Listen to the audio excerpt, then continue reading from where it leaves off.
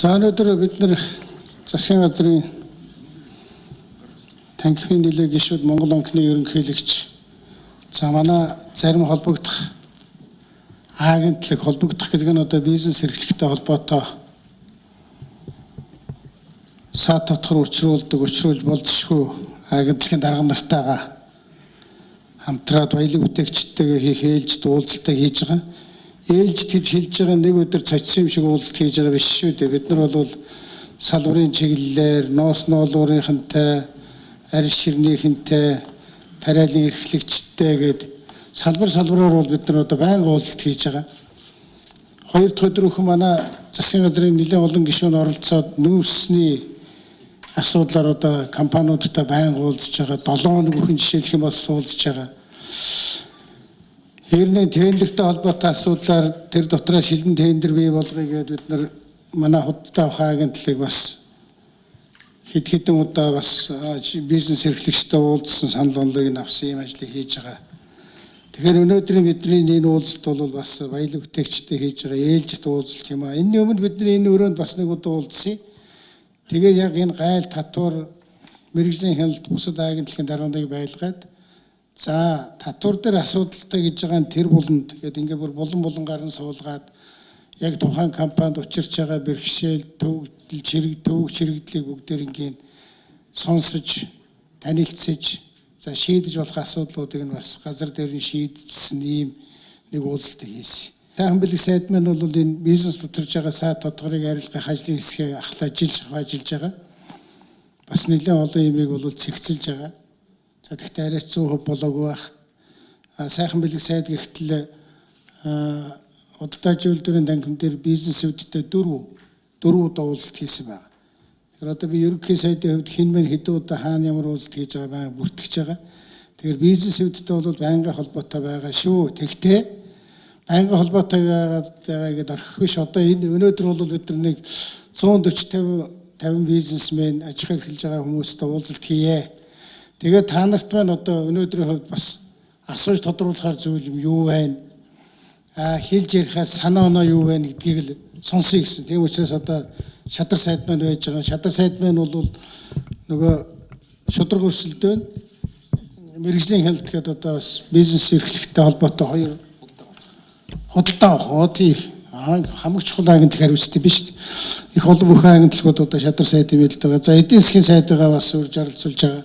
Монгол банкны ерөнхийлөгчийг бас байлцаач гэсэн. Яагаад тэгэхээр бид нар одоо засгийн газар байгуулагдаад нэг жил 7 сар болж байгаа юм байлээ. Тэгээд жил 7 сарын хугацаанд явуулж байгаа үйл ажиллагааг бид нар бас Монгол банкнаас бас асуудаг, сонсдог олон зүйл байдаг. Эдийн засгийн ерөнхий бодлого, мөнгөний бодлогын асуудалтай.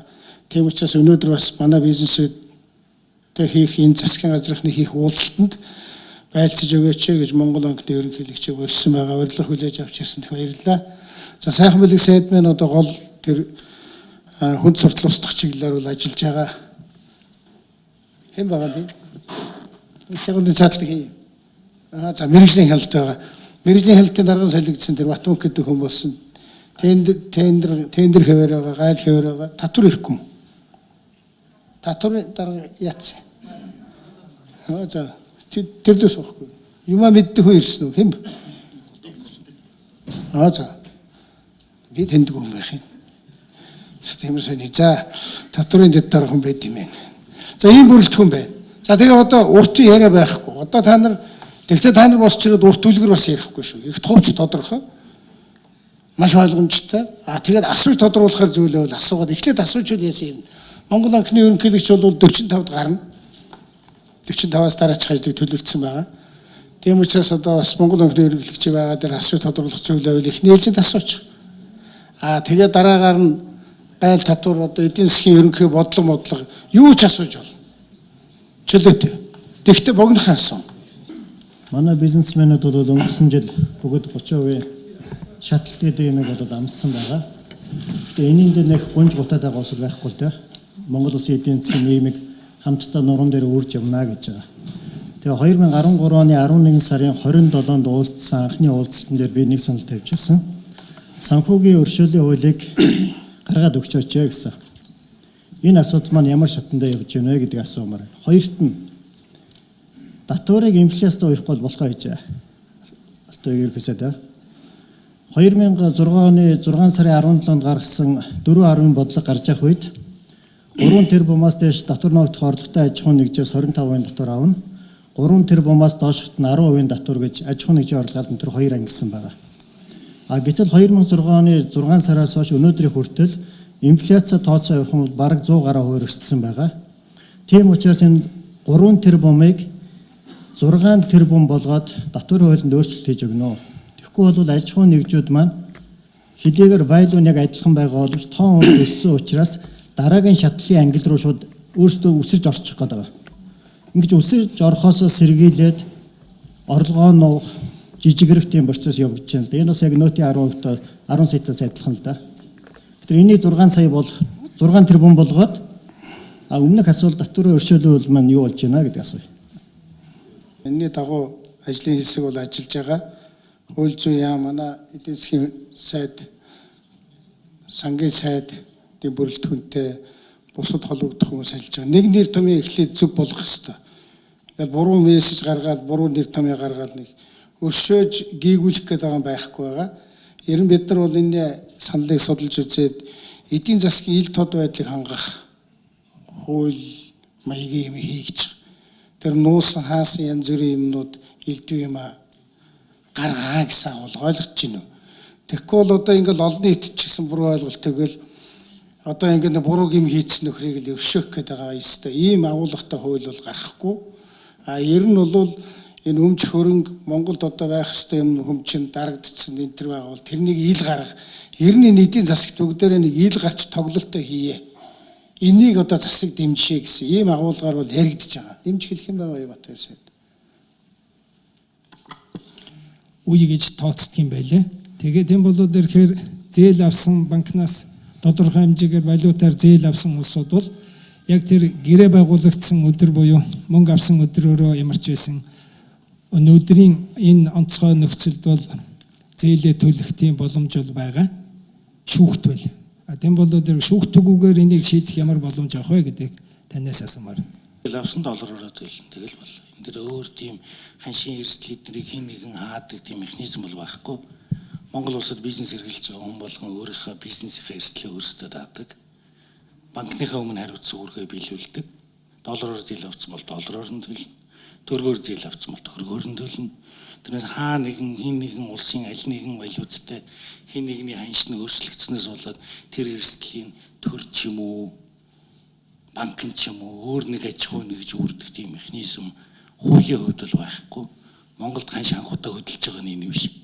Хэрвээ та нар санаж байгаа бол одоо 3 төгрөгөөс ахуулаад 25 жилийн дотор одоо 1770 хүртэл ирлээ шүү дээ. Энэ хоорондох бүх эрсдлийг одоо хувийн сектор мал үрээд ирсэн, цаашдаа ч гэсэн үрээж явна. Зөвхөн хувийн сектор дээр ханшийн эрсдлээс урьдчилан сэргийлэгтэн зориулаад санхүүгийн үүсмэл хэрэгслүүдийг хэрэглэх тэр боломжийг хангаж өгөх ажил дээр бол улсын их хурлаас нодлон ч гэсэн энэ жил ч гэсэн бидэд өгсөн чиг үүргүүд байгаа.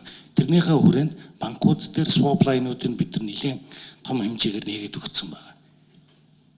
Эцсийн дүндээ энэ доллараар зээл авч байгаа бол тодорхой хэмжээний зардал нэмээд ханшийн эрсдлийг бүрэн хамгаалаа л гэсэн үг. Энэ механизмыг л хэрэгжүүлж байна. Одоо Монголын эдийн засаг чинь гадаад худалдаа эрхлэх үйл ажиллагаа, за гадаадаас хамааралтай үйл ажиллагаа эрс нэмэгдсэн учраас энэний зайлшгүй шаардлага бол бидэрт маш өндөр байна. Монголын гадаад худалдаа дотоодын нийт бүтээгдэхүүнээс том дүнтэй явдаг.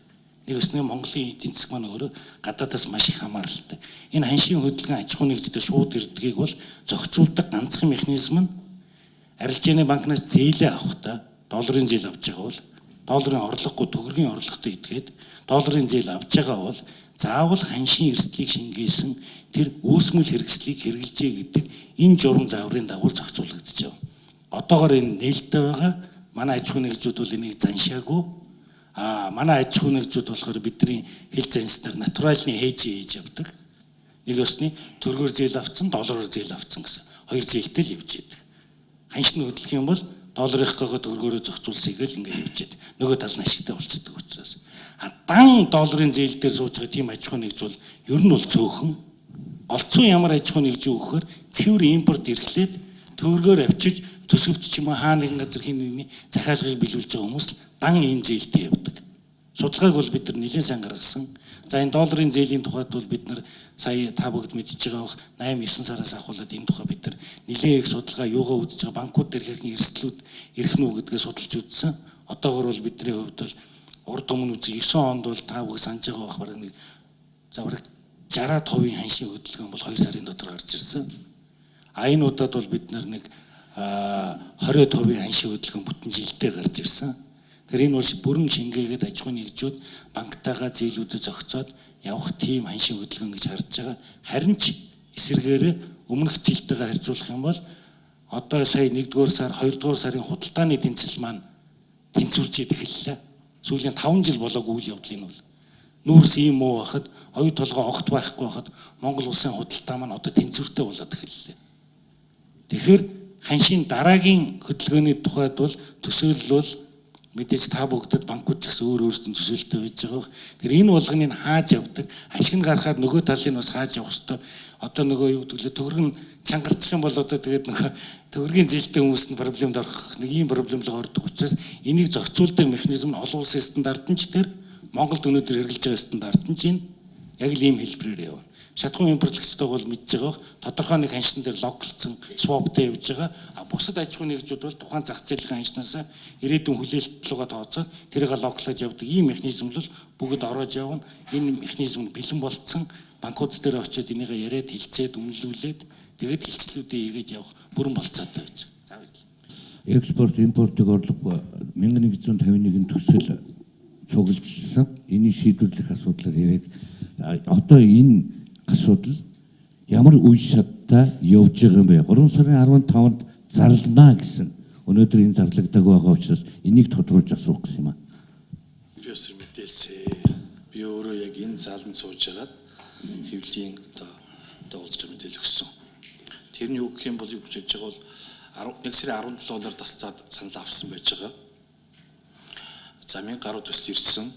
Тэрнээс одоо давхурд гэрүүлсэн гэдэг юм уу үгүй бол экспортыг дэмжих импортыг орлох гэдэг хүрээнд багтахгүй байгааг нь хасаад 888 төсөл үлдлээ гэж зарласан байж байгаа. За тэгээд энийг санхүүжүүлэх зээлийн нөхцөлийг бас зарласан байгаа. Зээлийн хугацаа 5 жил. Эхний 1 жилдээ үндсэн төлбөрөөс чөлөөлөгдөнө. Зээлийн хөөгийн хэмжээ 9%-аас хэтрэхгүй зээл нь төгрөгийн зээлээ гэж. Тэгээд энэ нь арилжааны банкудаар дамжиж олгогдоо. Тийм учраас арилжааны банкудаа хандаа гэж. Энэтэй холбогдуулаад арилжааны банк, Монгол банк манай гурвын хооронд хамтарсан бас нэг бичгээр зурдах ёстой. Тэгээд их усрыг бид гаргаж явна. За нийт төслүүдээс аваад үзэх юм бол 888 төсөл төр зээл хүссэн хүсэлтийн хэмжээ 4.5 их найд байгаа. За манай зүгээс нэг их найдыг гаргая. За арилжааны банкны системээс нэг их найдыг ингээд нэг 2 их найдыг гаргачих болцоотой байна гэж үзэж байгаа. Тэгээд үзэх юм бол үндсэндээ хувийн сектор өөртөө нэг 3-ыг гаргах юм бол 3 их найдыг өсөөр шийдвэрлэх болцоотой гэсэн байдлаар асуудалд хандж зарласан байж байгаа. За дээр нь бол юу гэж хэлэх юм бол энэ төслүүд дотор ижил төстэй төслүүд нэлээд олон байж байгаа. Тэгэхээр мэдээж бүх ижил төстэй зэрэг санхүүжүүлэх боломжгүй тэнцэж ойлгомжтой шүү дээ. Тэгэх юм бол төслүүд угаасаа ихнээсээ буруу замаар будаад хийчихнэ.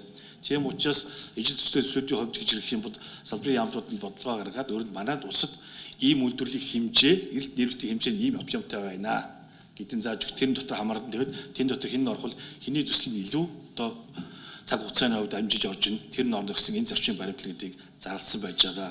Бүх мэдээлэл бол одоо хөгжлийн банкны сайт дээр байж байгаа. Тэндээс мэдээлэл авч болно. За баярлалаа. Тэгэд нэг асуулт буюу санал маягийн юм хэлье. Энэ авилгатай тэмцэх хуулинд авилга авсныг нь шийдэгдэг, өгснөй ч бас шийдэгдэг одоо байгаа. Тэгэхээр энэ хуулинд өөрчлөлт оруулаад зөвхөн авсныг шийдэгдэг одоо боломж байгаа юу? Тэгээд энэ хуулийг улсын хурлаар энэ хаврын чуулганаар хэлэлцээд өнгөрч нөгөө нэг хуулийг эргэж хэрэглэхгүй гэдэг тэр юугаар тийм одоо өгүүлбэртэй дээрэс нэмээд энэ яг энэ үмчээс эхлээд хууль батлагдсан өдрөөс эхлээд өмнөх гомдлыг бол өгсөн авсан гэдэг гомдлыг хүлээж авахгүй төрлийн байгууллага гэсэн ийм боломж байгаа юу? Өнөөдөр ч гэсэн ерөнхий сайд өглөө өдөр сэтгүүлчтэй хийдэг уламжлалт уулзлан дээр хэлсэн өчигдөр бид нар Хөлийн бомтынхаа усын зөвлөгөн дээр ер нь бол ингээд энэ тогтолцоогоо бид нар их сайн хармаар. Тэгээ хэвлэлийнхэн ч тэр худалдаа аж үйлдвэрийн танхимтай уулзсан тодорхой компаниудаар бид нар бол ер нь процессоос эхнээс нь дуустал ямар байгаа. Яг ингээд нэг компани мэргэжлийн хэлтийн шалгалтанд ороход ямар процессуудаар явж байна. Гаднаас бараа бүтээгдэхүүн экспортлоод юм уу, импортлоод юм уу, эсвэл гадагшаа экспортлох гэж байгаа компани ямар шатуудаар дамжаад энэ бүх хилийн гайл хяналтаар ингэж гарч байна. Татвар төлөхөд яаж явж байна, нөөц төлөхөд яаж явж байна. Барилгын зөвшөөрөл авахд ямар шат амжилгаар явж, газрын зөвшөөрөл авахд хэрхэн шат амжилгаар явж байгаа гэдэг энэ бүх юмнуудыг гаргаж ирье. Хаана проблем нь, хаана асуудал нь. Тэрийгэ шийдэх хувилбарыг зөв болъё. Одоо жишээлбэл зүгээр 1-2 байцаагчийг 1-2 замын цагтааг торгоол явуудах юм бол тогтолцоо өөрчлөгдөг тохиолдолд шинэ нэг замын цагтаа гарч ирээл, шинэ гайлын байцаагч гарч ирээл дахиад нөгөө бах байдгаар процессууд нь явнаа. Тэгэхээр энэ тогтолцооныхоо зөв зохицуулалт яваа. Замын цагтаа дээр бид нар замын цагтаа ерөөсөө бэлэн мөнгө одоо хурааж авч болохгүй гэдэг энэ тогтолцоор оруулаад бүгдэнд нь уншигч өгөөд зөвхөн одоо таслаар бичиж өгч байгаа шүү дээ. Гэх маягаар ингэж нөгөө хүнээс хамаардгүй бүтэн тогтолцоогоор зөв ордог энэ тогтолцоо руу бизнесийнхаа орчин шилжүүлээ гэдэг дээр бол ажиллаж байгаа. Хэвлэлийн ч гэсэн энэ чиглэлээр бол бас бид нартай хамтарч ажиллая гэж. Энэ дотор дараа нь ороод бид нар ямар хуулиуд өөрчлөх үү, юуг нь өөрчлөх үү, ямар зохион байгуулалт орох уу, хаана нэгдэх үү, тусгаарлах уу, хаана нэг цонхонд орох уу гэдэг асуудал дээр энэ өөрөө саяны Билли сайхны хэлдэг нь өөрөө яг энэний нэг асуудал нэг юм. За энэ мөнгө төгрөг явж байгаа юм дээр авж байгаа өгж байгаа яаж хийдэх вэ гэдэг. Энэ чиглэлээр бид нар бас авилттай тэмцэх газрын удирдлагуудтай уулзч бас санал солилцсон. Энэ зүг рүү хэтэрхий одоо жишээлбэл өгснгийг нь чөлөөлөөд авсныг нь одоо шийдэх нэ гэхээр гів гэнтэн хүмүүсийг гүтгдэг одоо ийм асуудал хутгадаг, эсвэл нэр төрөгийг нь хохроогоо хайчдаг, эсвэл ингээд хэдэн жилийн шүүхийн процесс болгоо хайчдаг ийм сөрөг талууд байт юм аа гэдэг. Ингээд нөгөө талын зүйлийг гарч асуудал өөрөө амьдрал өөрөө маш баялаг учраас тэгээд зөвхөн авдгийн шийдгээл өгдгийн шийдэхэ болчвол асуудал нь энэ луг орно. Тэгэхээр бид нар энэ асуудлыг тал бүрээс нь яриад саяны хэлдэг энэ тогтолцоогоо эхнээс нь зөв ойлгоод зөв зохицуулалтанд оруулаад ингээд явцсан тохиолдолд ямар хуулийн дээр ямар өөрчлөлт орох вэ? Нөгөө тал нь тэнгууд за энэ хүн авцсан гэдгийг чинь нотолж ивэл тэр нотлох баримтаа жишээлбэл гаргаж нотлох баримтчин хуулийн хувьд яг нотлох баримтын хэмжээнд бол үйлчлэх ёстой ч гэдэг. Ингээд аль талынх нь урсгалыг хангасан энэ зүйлийг бид нар зөв гаргаж ирж болохгүй. Зөв гаргаж ирэхгүй бол энэ асуудал шийдэхгүй. Тийм учраас эргээд хуулийн хэмжээнд, зохион байгуулалтын хэмжээнд, хөрөнгө оруулалт санхүүгийн хэмжээнд шийдэх асуудлууд дотроо хуулийн хэмжээнд энэ асуудал зөв утгаараа болж гэнэ үгүй юу гэдгийг бид нар түрүүний энэ хийж байгаа энэ олон ажлынхаа хүрээнд бид нар судалж бол гаргаж ирнэ. Хэрвээ шаардлагатай гэх юм бол энэ хуулийн төслийг бол засгаас бол хурдан өргөж энэ ажлыг бол хангацнаа баярлалаа.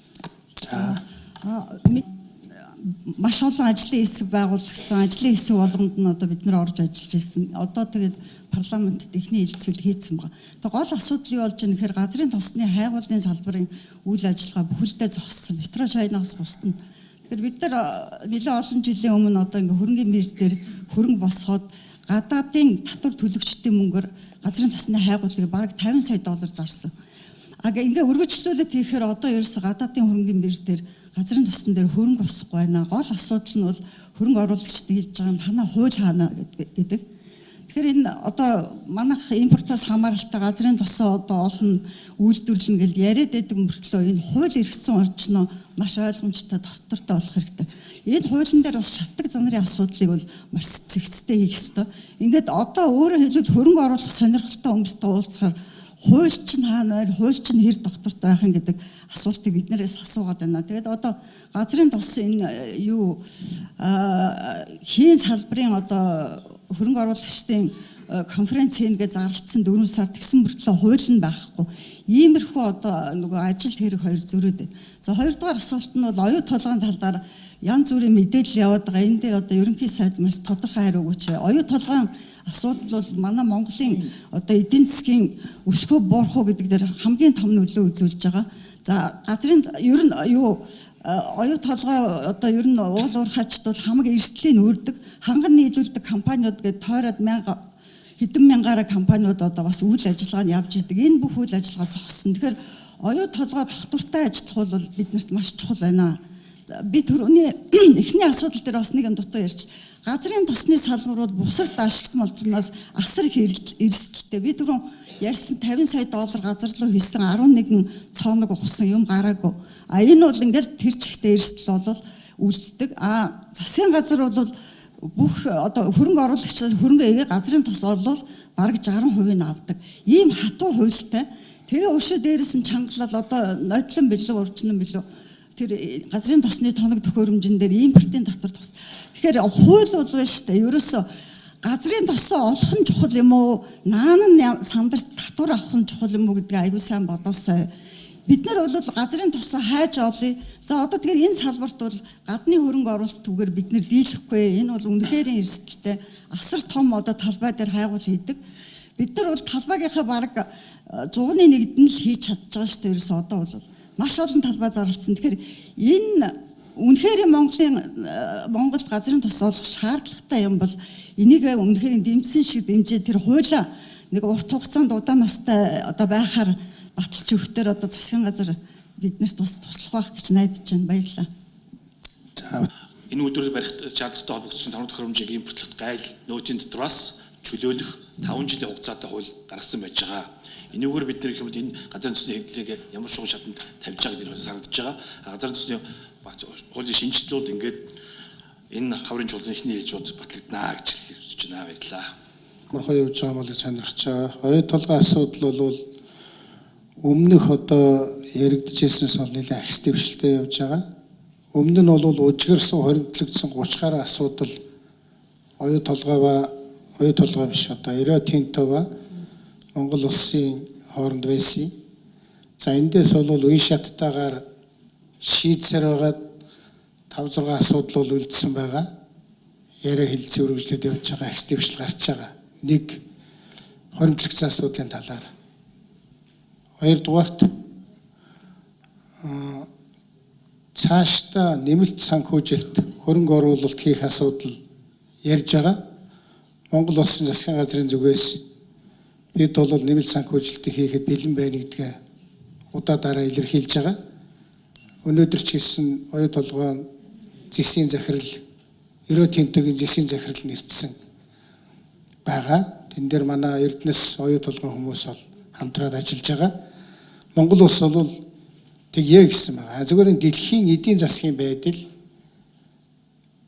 ерөнхий чиг хандлага түүхийн үнийн бууралт дээр нь бас магадгүй манай тэр Rio Tinto гэдэг маань тэр Turkish Steel гэдэг компанид байдаг шүү дээ. Нөгөө талынх нь хувьцаа эзэмшлийн асуудал гих зэрэг Монголын засгийн газраас үл хамаарсан гадаад хүчин зүйлүүдээс хамаарат тэд нар жаахан удаан ажиллаад байх шиг байгаа юм. Түүнээс Монголын засгийн газрын хувьд бол бид бол өмнө одоо их хурал дээр байгуулсан гэрээнийхээ хүрээнд ажлаа цаашаа үргэлжлүүлье, хурдлаач, тэгье, ингэе гэсэн ийм л байр суурийг бол байнга илэрхийлж байгаа. Тэр чинь техник эдийн засгийн үндэслэл. Техник эдийн засгийн үндэслэл бол оюу толгой хувьд бол бас нөгөө компани маань харах эцэлж гараагүй байдгийг 5-6 сард өгнө гэж байгаа. Бид нар бол аль болох хурдан өгөх тусмаа бидний ажил хурдан явна шүү гэдэг хэлсэн байгаа. Тэгэхээр энэ дээр бол тодорхой хэмжээгээр өмнөх нэг жил хагасын өмнөх үедээ харьцуулахад бол тодорхой ахис дэвшлүүд гарсан. Ганцхан тэр компани маань бас дэлхийн эдийн засгийн ерөнхий чиг хандлагыг жаахан ажиглаж байгаа болов гэж би бодож байгаа. Түүнээс манай засгийн газраас хамаарат саатуулсан зогсоосон үгүй мөгөө гэдэг байгаа юм ерөөсөө огтхонч байхгүй. За баярлалаа. Компани захирлын гитэр гэж юм байна. Носон бүтээгдэхүүн үйлдвэрлэгчдийн холбоо Улаанбаатар Хивс компаниг төлөөлж ерөнхий сайд нэг 2 хүсэл тавья гэж ингэж бодож байгаа. Өнгөрсөн жил носон давуу төслийн хүрээнд 45 сая долларын зээл орохоор засгийн газар шийд гарсан. Бүтэн жил болж идэг. Одоогийн байдлаар энэ 45 сая долларын зээл нийтдээ нэг 76 тэрбум орчим төгрөг болж байгаа. Одоогийн байдлаар яг зээлээ авч чадсан компани 11 тэрбум төгрөгийн зээл авсан. Хагас дутуу. Бусд нь авч чаддгүй. Тэгэхээр энэ бол одоо ганцхан голомт банкар гэж шийд гарчихсан.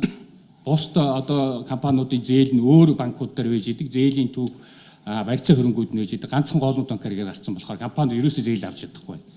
Нэгдүгээр. Хоёрдугаарт болохоор ерөөсөө зээлийг бол 3/2-ын тоног төхөөрөмж авах ёстой гэдэг ингээд заачсан засгийн газрын тогтоол гарцсан болохоор данд тоног төхөөрөмж аваад хөрөнгө оруулалт хийчихээр энэ богино хугацаанд юугаа нөхч чадахгүй болчиход байгаа. Зээл эргэн төлөлт бол амжихгүй болчиход байгаа. Тэгэхээр энэ хоёрыг нэг шийдэж өгөөш. Одоо баг зээлийн хугацаанд чинь баг 2 жил рүү орж ийн юу болж байна. Авч чадахгүй байгаа дээ. Үндсэндээ нэг 10 хатан компани л авсан. Ийм дүн гараад байгаа.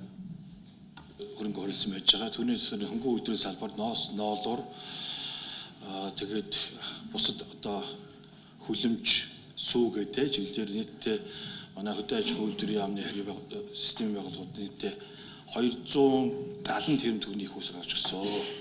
Энэ мөнгө хөдөө аж ахуй яам, хөгжлийн банк, за манай яам, голомт банкны дөрвийн хамтарсан одоо гэрээ ёсны дагуу мөнгө нь голомт банкнд өнгөрсөн оны 8 сарын 2-нд шилжиж очсон.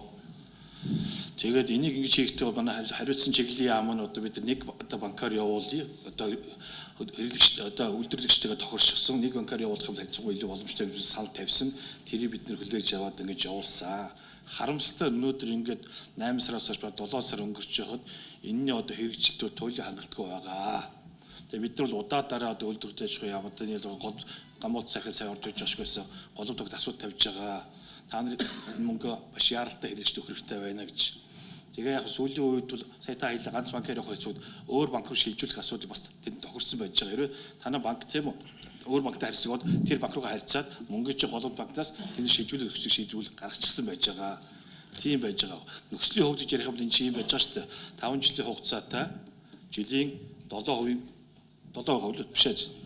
7 орчим байгаа тийм үү? Янз янз жоох өөр ийм дүнтэй байж байгаа. Тийм учраас засгийн зүгээс бол манай зүгээс бол тэг шийдэх одоо хөрөнгийн их бүсрээ бүгдийг шийдээд өчгсөн харамсалаар одоо тэгээд банк аж ахуйн нэгж одоо ийм асуудал гарч ирээд байгаа.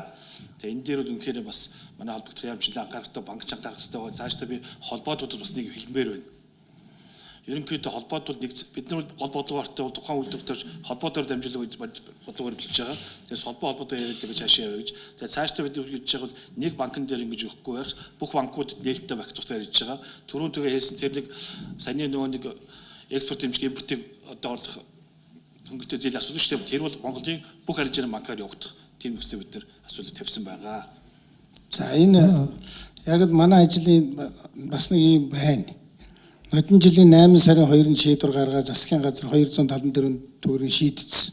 Ноос, нуулуур, арьс шир, хүлэмж, махсуу. Бид нар одоо дэмжсэн, шийдвэр гаргацсан. Тэгээ одоо энэ хүний хэлж байгаа зээл аваагүй. Ямар юм болсон гэхээр энэ манай дээр нь юм байна. 20 хэдэн жил бид нар зах зээлд орсон мөртлөө зах зээлд байх ёстой цагийн хамгийн одоо цагаар бодоход хамгийн гол ийм одоо араашууд нь алга болсон.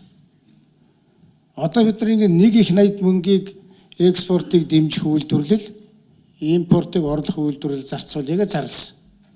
Тэгээ энийг хөгжлийн банкаар явуулъя гэхээр хөгжлийн банкн дээр саяны нэг их 80 төгрөгийн зориулагдсан зээлийн хамгийн бага нь 7 сая төгрөгийн зээл ирж байгаа. Тэгээ хөгжлийн банк ингээд 7 сая төгрөгийн зээл мэйл өгөөд суух боломжгүй. Хуулиараа ч бас боломжгүй.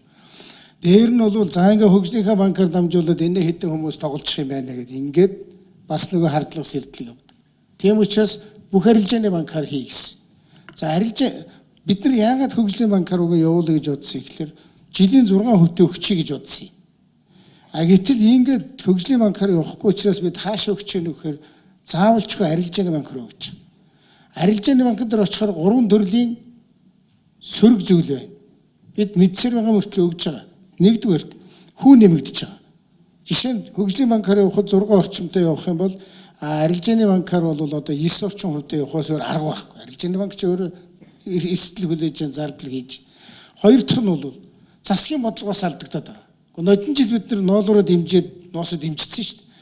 Тэгээ одоо 8 сар гэдэг чинь хэдэн одоо 4 5 6 сар манай ноолуурын ноосын салбарын тоног төхөөрөмжийг шинжилгээгээд өгсөн зээл нь гардггүй. Ягаад тэгэхээр одоо Гамболд банк захирал дараа нь босоод хариулчихлаа. Ягаад 270-аас хэдэн гараад хэдэн үлдчихэд байгаа ямар шалтгаан байдгийг та хэлээд. Ер нь бол арилжааны банкн дээр очихоор арилжааны за хавж одоо өгнө. За даваа сүрэнд өгөхгүй. Ягаад гэхээр энэ нөхрийн чинь нөгөө арилжааны банкны нөхцөлийг хангахгүй байна гэдэг багхгүй. Засгийнхнуудаар харахаар энэ нөхөр чинь ноолуур чинь энэ нөхөр чинь ноолуур чинь аль хэлэнд нуул нөгүүлчихмээр байдаг. Ийм зөрчил үүсч байгаа. Хоёр дахь нь бол бодлого алдагдаж. Гурав дахь нь бол хугацааг уддаг юм байлээ. Одоо удаж байгаагийн яруу тод жишээ таны хэлж байгаа 8 сар ахгүй 9 10 11 12 1 2 3 7 сар арилжааны банкнд дээр байж. Яагаад голомт банкнд өгөх болсон юм? Гэхдээ дахиад нөгөө хүүний асуудал үүсч байгаа. Бид нар ингээ бүх арилжааны банкаар ноос ноолуурын зээлийг Чингис бондын зээлийг явуулчих гэсэн чинь арилжааны банкнуудын одоо би гадны үг хэлчихэд одоо нөгөө нэг маажин гэдэг монголоор одоо нөгөө нэг нэмж байгаа арилжааны банкны өөрийнх нь нэмж байгаа хүүн нэлээд их байгаад байхаар нь та нар дээр очих үеийн дарамтыг багасгахын тулд арилжааны банкудтай хэлэлцээр хийсэн. Хэлэлцээр хийсэн чинь тэр арилжааны банкудаас голомт банк л манай хамгийн бага байлгыг эцсийн хэрэглэгчдэр чи очих зээлийн хүүг 8 болгоё гэсэн баг. Ингээд нэг банкнд өгсөн чи одоо манай мөнгө 7 сар төгжигдэж чинь. Яг 270-аас гарсан мөнгө нь Монгол захирал байна уу? Та нэг тэнд очиод хэлээ. Та нэг товчхон хэлээд. Зүгээр ер нь ямар нөхцөл байдал үүсчихэд байгаа. Бид нар одоо 274-өөс одоо хэд гарцсан юм бол да нэг 70 хүрэхгүй юм шиг. Сайн байцгаана гам бол сонсогч байна тий. Тэгэхээр мөнгө төгжигдж байгаа тухай ойлголтоор сая яриад дуусчлаа. Ер нь бол 260 гаруй тэрбум төгрөг бүх арилжааны банкуд өрсөлдөд манайх нөхцөл өгөөд манайхаар дэмжиж байгаа. Энэ дотор одоо манайхаас зээл авсан нэлээд олон компаниуд бас байна. За одоо зээл нь судлагдж байгаа, зээл аваагүй ч айлууд байгаа. Тэгэхээр арилжааны банкд өгсөн гол логик нь бол энэ зээлүүдийн эрсдлийг өдөртөж гэсэн. Эрсдлийг өдөртөж. Өөрөөр хэлбэл эцсийн эрсдлийг банк 100% хэрэглэж байгаа. 270 тэрбум төгрөг авсан бол амжилттай төсөл хэрэгжүүлээд нөгөө талдаа засгийн газарт 270 тэрбум төгрөгийг 5.8%-тэй. Өөрөөр хэлбэл бид нар бондын хүүгийн төлж өгч байгаа. Энэ өндөр зардалтай. Өнөөдөр бол та нар Монгол банкны сайт руу орох юм уу? Нийт ил байгаа мэдээллийг аваад үзвэл арилжааны банкуудын дундаж марж 4% баг. 4%. Бид нар энэс 2 дахин бага маржтайгаар 100% эрсдлийн үлээгээд энэ төслийг хэрэгжүүлээ гэж явж байгаа. Одоо 50 гаруй % шийдэгдсэн. Өөрөөр энд бол ямар нэгэн арилжааны банк одоо манайх жишээлбэл би өөрийгөө төлөвлөж ирээ. Тэгээ одоо мөнгө төгсөж байгаа асуудал байна.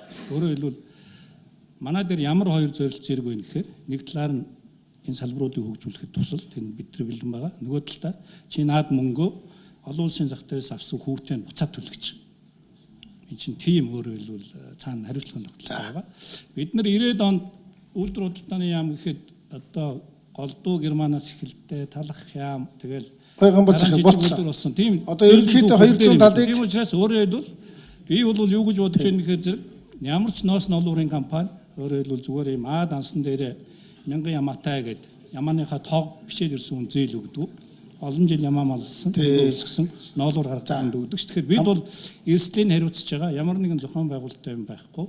Мөнгө төгжээд байгаа зүйл. Өөрөөр хэлбэл бид одоо энэ дээр харин бид нар дүгнэлт хийх хэрэгтэй байна. Гамбол захирал биш.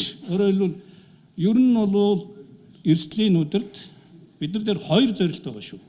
Салбараа дэмж дээр энэ мөнгийг тэр олон улсын цахаас авсан хүүтэнд буцааж өгөх гэсэн үг байна. За энэ талд дээр өмнө хурдхан гаргачих гэж бодсон. Та нарт баг хүүдээ очих гэж горьдсон юм. Тэгсэн чи 7 сар ингээд явдгүй юм байна. Тэгэхээр одоо ямар хувилбар руу орж ийн вэхээр та нарт нэг юм хэлчихье. 8% төгч чадахгүй шүү. 9 юм уу? Түр хэн босч хийсэн? Хэн гэлээ таныг? Инхтөр. За одоо нэг нөгөө ярьчих. Одоо бид нар голомт банкнаас зээл авлаа. Тэгвэл таны харилцагч банк руу өглөө.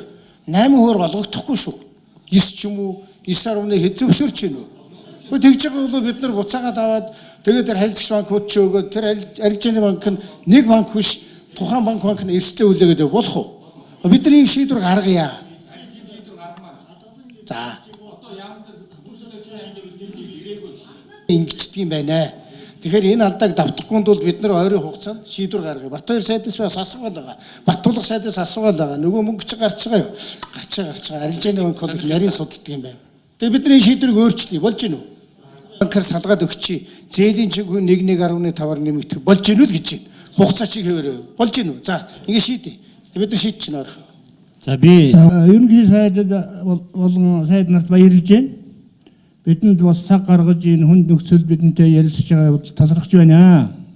За би худалдаа ажилтны танхимын тэргүүлэгч гишүүн байгаа юм. Улсын төв компани захирал Дашуулзыг гишүүн байна.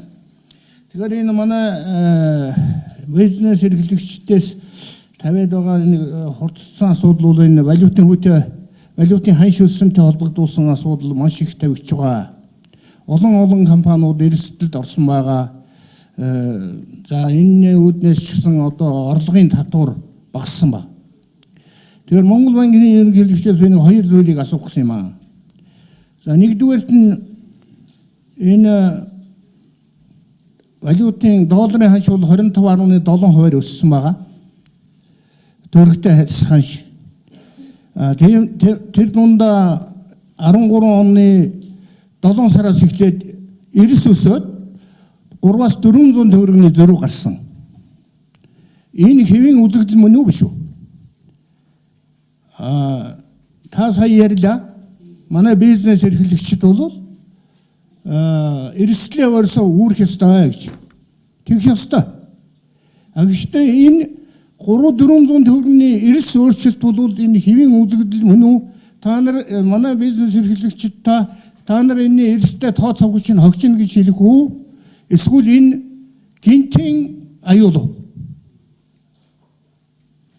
Энийг бид тодорхойлмоор байна. Бид нар бол эрсдээ үүрэх ёстой, үнэхээр үүрэх ёстой. Өөрөөсөө ч ирсэн. Одоо ч үүрнэ. Гэхдээ гинт 300-400 төгрөгөөр долларын ханш өөрчлөгдөхийг хэн ч тооцож чадахгүй. Энэ нь очоод бидний нуруунд дээр суугаад бүгдийг өрөнд оруулаад зээлтэй нь өрөнд ороод гадаад худалдаа хийдэг нь алдагдлалд ороод ингээд байж байна. Та өнөөдрийн байдлаар тооцоо хийж үзсэн үгүй юу? Монголын хичнээн компани алдагдлалд орсон бэ. Нэг юм асуудал байна. Хоёрдугаар асуудал бол энэ их хурал дээрээс мөнгөний бодлогыг тодорхойлохдоо $1 $1384 төгрөг байхаар ингэ тодорхойлсон. Гэтэл өнөөдөр одоо бүх эдийн засгийн тооцоо, тендерийн тооцоонууд энэгээр хийгдэж байна уугүй юу? Энэгээр хийгдээд байх шиг байх юм. За тэгэхээр $1384-аар тооцсон тендерийн үн чинь ер нь амьдрал хэрэгж хөөгүй юу? Энэ нэг ийм асуудал байна. Нэлээд олон байгууллагууд бол тэгж хэлээд байгаа. Манай санхүү одоо тэргээр тооцсон. Тийм учраас одоо тэргээр тендер зарласан. Үүний төлөвлөгөө нь тийм байгаа гэдэг. Тэгвэл одоо 1384, 1775-ын зөрүү гэгээр чинь одоо тендер явагдахгүй шүү дээ. Алдагдaltaй болно. Нэг ийм асуудал байна. Нөгөө нэг асуудал нь бол өнгөрсөн онд энэ хэдхэн компаниудад зориулсан тэр таны хэлээд байгаа хөнгөлөлттэй одоо зээлийн хэлбэр байсан. Энэ одоо нефтийн компани одоо мах юу гэдгийг ингээд хэдэн үн тогтворжуулах талаар нийт компаниудад ийм болцоо байгаагүй, ийм бүтээгдэхүүн байгаагүй гэж би бодож байна. Та юу гэж бодож байна вэ? Хэлэгч юу? Одоо ч гэсэн өнөөдөр арилжааны банкнууд дээр ийм бүтээгдэхүүн гарсан гинлээ. Долларынхаа зээлийг би одоо тэр нөхцлөөр чинь хийе гэхээр тэр бүтээгдэхүүн батлагдаагүй байгаа гэж хариулж байгаа. Энэ одоо зөв буруу юу гэсэн ийм нэг асуудал байна. За тэгээд би саналаа дараа нь хэлье. Ханшийн сэдвүүч мөн олон удаа ярьлаа зүгээр. Маш ойлгомжтой хоёрхан тоог л хэлээ л дээ. Нодлон Монгол улсын гадаад худалдаа зөвхөн нүүрснээс $800 сая алдсан. Гадаад хөрөнгө оруулалтаас $2.5 тэрбум доллар, нийлээд $3.3 тэрбум доллараар 13 онд Монгол улсын валютын урсгалч нь муудсан. Ханш 20% хөдөлсөн гэдэг үл. Тэг хүмүүс өөрсдөө тооцоогоо юм үү? Дэлхийд дээр уул уурхаас хамаардаг бүх улсын ханшин гэж хөдөлсөн. Нэгц улсад хувийн секторын ханшийн эрсдлийг хаадаг тийм механизм байхгүй. Анхнаасаа ханшийн эрсдлийг дөрвөн бие ус нэлээд тодорхойг ойлгуулчих шиг боллоо. Долларын зээл, төгрөгийн зээл хоёрын ханшийн зөрөөг нэг 4-5% банкуд тооцдог. Харилцагч өөрөө дэрийг сонгодог. Зээлийг хүчээр өгдөг. Тэр эрсдэлтэн тооцоо нь өөрөө тэр. Сар болгон Монгол улсын гадаад худалдаа 150-аас $200 сая алдагдaltaй явж байгаа тухай мэдээлэл бол сүүлийн 3 жил Монголын эдийн засгийн дотор бүх аж ахуйн нэгжүүдийн үзэж харж ирсэн мэдээ. Жилдээ Монгол улс $2 тэрбум алдагдaltaй худалдаа хийдэг тухай мэдээлэл олон нийтэд бүгд явж ирсэн. Ханш сулрах тухай хүлээлтийг хүн болгон өөрсдөө дотроо тооцоо хийж явдаг. Энийг Монгол онцгоос хийдэггүй. Ханшийн эрсдэл гэдэг бол бизнесийн гадаад худалдаа эрхэлж байгаа хүний бодиттой эрсдлүүдийн нэг нь. Дотоод ч гэсэн ийм эрсдлүүдийг дотоодын зөвхөн худалдаа эрхэлдэг бүх хүмүүс л эдлээж явдаг. Эрсдэл гэдэг хувийн секторын бизнесийн онцлог нь энэ эрсдлийн үнэлэл зээл санхүүгийн харьцаанд ордог. Тэрнээс зээл санхүүгийн харьцааны аливаа нэгэн бүх эрсдлийг хаадаг механизм гэж энэ дэлхий дээр байхгүй. Байгаачгүй, бий болгочгүй. Үнэлгээ нь л өөр өөр. Тийм учраас долларын зээл 14%, төгрөгийн зээл 18 байсан гэж магадгүй. Нийт зээлийн хувьд 13 онд Монгол улс анх бид нар 13 оныг эхэлж байхад Монгол улсын нийт зээлийн дундажгүй 18% байсан бол он дуусахад бид нар 16% дээр дууссан. Ямар хэцүү жилийг давгаад ямар дүнгээр бид нар дуусах гэдэг тоо нь. Одоо гадаад худалдаа тэнцвэрчсэн тухай би танад түрүү эхний 2 сарын хэллээ. Энэ бол эерэг зураг. Ийм зургийг хараагүй бид нар 5 жил явсан. Одоо анхудаа нүүрсгүйгээр оюу толгойгоор гадаад худалдаа чинь тэнцвэрчж байна. Ханш энэний дараа ямар болох юм? Төсөөллийн хэлдэг нь бий биш. Гэхдээ хийх ёстой хүмүүс нь та нар банктайгаа хамтраад мэргэжлийн хүмүүсийн худалдаа хийдэг хүмүүс. Энэ мэдээлүүд ил тод олон нийтэд манай вебсайтн дээр бол тогтмол байж. Тийм учраас ханшийн төсөөллийн тухайд бол эрсдлийг хаадаг байгууллага нь бид нар биш, улсын хэмжээний эрсдлийг бид нар хаадаг байгаа. Энэ бидний оролцдог хэлбэрүүд нь. Шатхуун бол улсын хэмжээний бүх бизнес эрхлэгчдийг ялангуяа танай компани дээр үнийн өсөлтөнд чинь нөлөөлөхөөр тийм бүтээгдэхүүн. Тэр чинь бид нар хааж өгч байгаа. Хүнс болон бусад түрүүн бидний инфляцийн хөтөлбөрөөр дамжиж байгаа юм чи шууд бусаар бүх компаниуд дээр очиж байгаа. Орон сууцны моргэж гэсэн танай баланс дээр сууж орон сууцны зээлийг чинь буулгаж өгч байгаа. Бодлого өөрөө шууд очдогч бодлого байна, шууд бусаар ч очдог бодлого байна. Энэ дотроос бидний сонгосон олон бодлогууд бүх Монголын хувийн сектор дээр эргээр очих ёстой. Оцсных нь үр дүнд нь сая энэ хүндрэлээс бид нар усаараа гараад ерөнхийдөө нэг тэнгэр нунган гараад дуусч байна. Тэгвэл 12% эдийн засгийн өсөлт бас багцаас өсөлт бол биш. Тэгвэл ханшин дээр бид нар 20% өөрчлөлт авсан, авахаас өөр зайлшгүй байсан. Энээс их байсан үгүй гэдэг бол онлын маргаа авсан бодиттой тоо маань энэ. Монгол валютын ханш чөлөө зах зээлийн тогтолцоогоор тогтож явдаг. Монгол улсын валютын нөөц 2.2 тэрбум доллар байсан бид нар оноо гэж одоо ч тэр дүндээ л явж байгаа. Тэгэхээр бидний хувьд бол энэ бол зайлшгүй зохицуулт байсан, уул уурхайгаа шалтгаалдаг 98% экспорт нь уул уурхайгаа шалтгаалдаг Монгол улсын хувьд бол зайлшгүй сонголт байсан. Энийг харин аж ахуй нэгж иргэд дагварлагтай иргэд дундад дагваргатай аль болохоор бага халтай импортын бараа их хэрэгэлдэг тэр салбаруудаа торгоод өнгөрсөн. Энэ бол Монгол банкны зүгээс хэрэгжүүлсэн ер нь мөнгөний бодлогын зайлшгүй сонголт бидэд байсан. Энэ сонголтын дагуу бид нар явсан. Тэгэхээр эрсдлийг даана гэж үл ойлголт бол бидэрт байхгүй. Жирийн тохиолдлын зүйлгүй биш. Энэ процесс 12 оны 1 сараас эхэлсэн. Тэр статистик тоо мэдж байгаа үздэг хүмүүс бол энийг бүгдээрээ мэдж байгаа. 12 оны 1 сараас ахуулаад Монгол улсын гадаад худалдааны нөхцөл муудаал байсан. Одоо л бид нар нэг тэнцвэрч төвшин рүү ярьж байна. Эхний 2 сарын экспортын доонуудыг та нар харах юм бол манай вебсайтн дээр байж байгаа. Ер нь жоохон эрэг тал руугаа эхэлж байна. Гэхдээ нүүрс ус айжраагүй юу байгаа. Засгийн газрын бас бодлого уялдан зохицолдож явж байгаа. Одоо бид нар 1.80 төгрөгийг экспортыг дэмжих үйлдвэрлэл, импортыг орлох үйлдвэрлэлээ дэмжих гэдэг чинь бас нэг тэнгэрээс гараад ирсэн биш л дээ. Яг энэ бодлоготой уялдаад байгаа. Одоо би энэ хэвлэлийнхэнтэй 7 нөхөн уулзтыг би хэлсэн шүү дээ. Хэрэгтэй хэрэггүй юм гаднаас битээ аваад илтэл гэсэн. Хэрэггүй юм гэж та юу хэлээд байгаа юм хин. Жишээ нь арафил чихрийг төвчж болохгүй юм уу гэсэн. Дотоодын чихэр ич болдгоо юм уу. Энэ чинь өнөөдөр бий болж өмнө нь энэ бол ажиглагдаагүй. Яагаад гэж та нар худалдааны алдагдал байсан 2 тэрбум Америк доллар алдагдaltaй айл байсан. Тэгвэл гадаадын хөрөнгө оруулалтаараа одоо шил гадаадсаад байх одоо хоёр толгой хөрөнгө оруулалтын 2 жил сүрхий палхитл орж ирээ. Палхитл орж ирэх хооронд нь амар сайхан жаргацсан байхгүй бид нар. Тэгээ энэ хөндрөл чиг хэмбугаач байсан, хизээчиг байсан, эрхэл байсан хөндрөл. Энийг одоо Монгол банкны явуулж байгаа бодлого, мөнгөний бодлогын засагтаа уялдсан энэ бодлого аль аль нь нийцэж явж байгаа гэж ойлгож байна. Одоо хэлж байгаа шүү дээ. Одоо лавжа битээ урлаараа урбан хэрэггүй сэлэн гэдэг нэртэй ямар мөлөө нөгөө ногоогоо хийдэг. Би одоо нэг нөгөө ярьж таана. Одоо эх оронч хүмүүс юм бол Монгол хүмүүс юм бол бие биенийхээ хийж байгаа юмыг авал та. Яг миний хийж байгаа хөнсөөрөө жаахан тааруухан байж магадгүй. Тэр нэг нөхөр нэрээ хэвлэлэр үедээ хэлсэн чинь дараа нь тэгжээлээ. Өш дотоодын чихрий чи идсэн чинь гашгүй юм байлээ шүү дээ. Аятайхан байцгаараа л гэсэн. Чи юм дотоодын чихэр авч идэхгүй болохоор наа чин чанарын сайжрахгүй шүү дээ. Ийм сэтгэхгүй биднэрт би бол энэний чи аль 60 50 60 оны үед солонгосууд хийгээд туулсан зам байлээ шүү дээ. Бид нар л гэж нэг тийм их тансаг цамаан хүмүүс л ерөөсөө хамгийн томыг оруулаад тэр хамгийн үнэтэйг нь оруулаад тэр. Тэгээ ингэсээр байтал бид нар чи өөрөө хийх юмгүй болцсон байна гэж л хэлж байгаа. Энэ засгийн хэлээд байгаа юм чи Монгол банкны бодлого, мөнгөний бодлоготой ингэ уйж байгаа маа. Тийм учраас салангад биш яах гэж Монгол банкны эргэлгчийг байлгаад байгаа юм. Тэгэхээр тэр асуултанд хариулт өгөх гэж биш.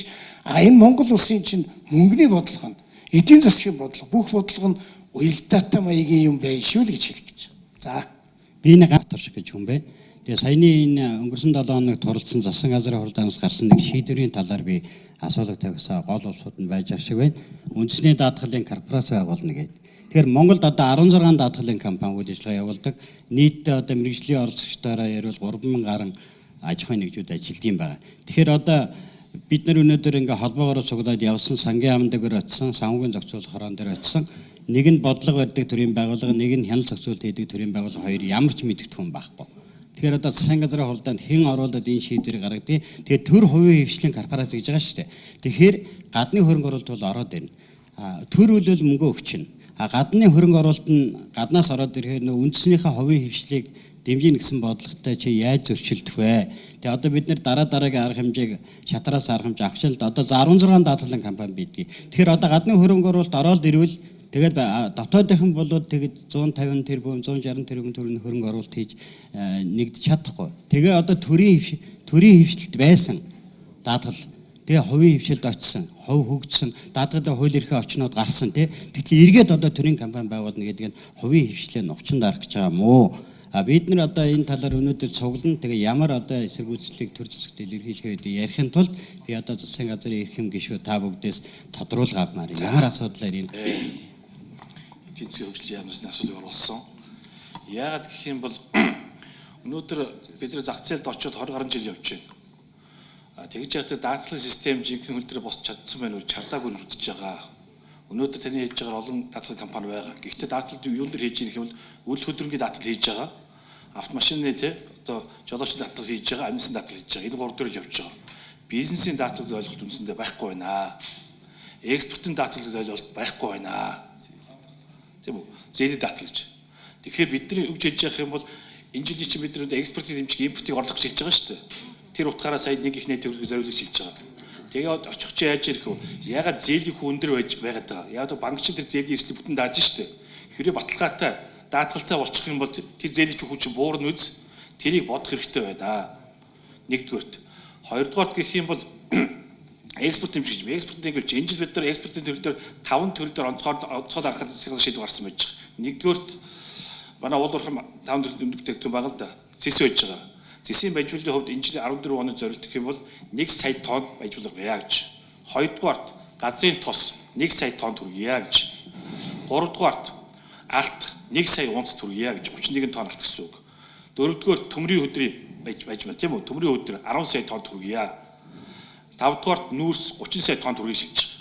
Ингээд экспортын хэмжээ явах бол экспортын даатгалын асуул зайлшгүй гарч иж байна. Энэ утгаараа экспортын даатгал, зээлийн даатгал хийх зорилттойгоор энийг оруулж ирэх гэсэн утгаар шийдвэр гарч байгаамаа. Тэгээс өнөөдрийн таамагийн хийж байгаа буюу үйл хөдлөнгийн даатгал, тэр амь насны даатгал, тэр жолоочийн даатгал руу энэ компани оролцохгүй. Тийм учраас таамагтай зах зээл дээр өрсөлдөхгүй л гэсэн үг. Тийм учраас манай даатгалын компанийн хувьд бол санаа зовх зүйлгэлж гэж. Би анхнаа яг тэр даатгал. Тэгтэл нөгөө корпорац маань бүрдийн даатгалаар үйл ажиллагаа явуулах зөвшөөрөл ирсэн байгаа би харсан. Тэгэхээр уг нь экспорт юм даатгал байгуулагдах гэж зөвшөөрөлтөд хүссэн бичиг очиагүй байгаа. Тийм үү. Батэр сайда 23 нэр төрлийн даатгалын компаниуд хийдэг. Тэр дотор банктай холбоотой зөндөө даатгалууд би хийгээд явж байгаа. Зөв хөгжил нь жоох удаан байгаа тий.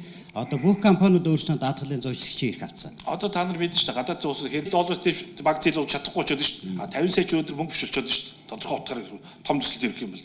Даатгал гэх юм бол дандаа жижиг хэмжээнд яваад. Тэгэхээр бизнесээ томруулахын тулд том хэмжээний тэмдгээр ороод. Гэхдээ таамагынхаа асуудлыг хөндөхгүй үүднээс таамагын хийж байгаа бизнес рүү орохгүй гэсэн утгаар хязгаартыг хийж өгсөн байж байгаа. Тийм учраас таамагтууд санаа зовхон байхгүй хамтарч ажиллана. За ойлголцлоо шүү. Ургал гаргацсан. Энэ засаг ер нь оролцохгүй ч юм алгуулж та хувийн хвшлэмийг булааж авдаг тийм ерөөсөө байхгүй.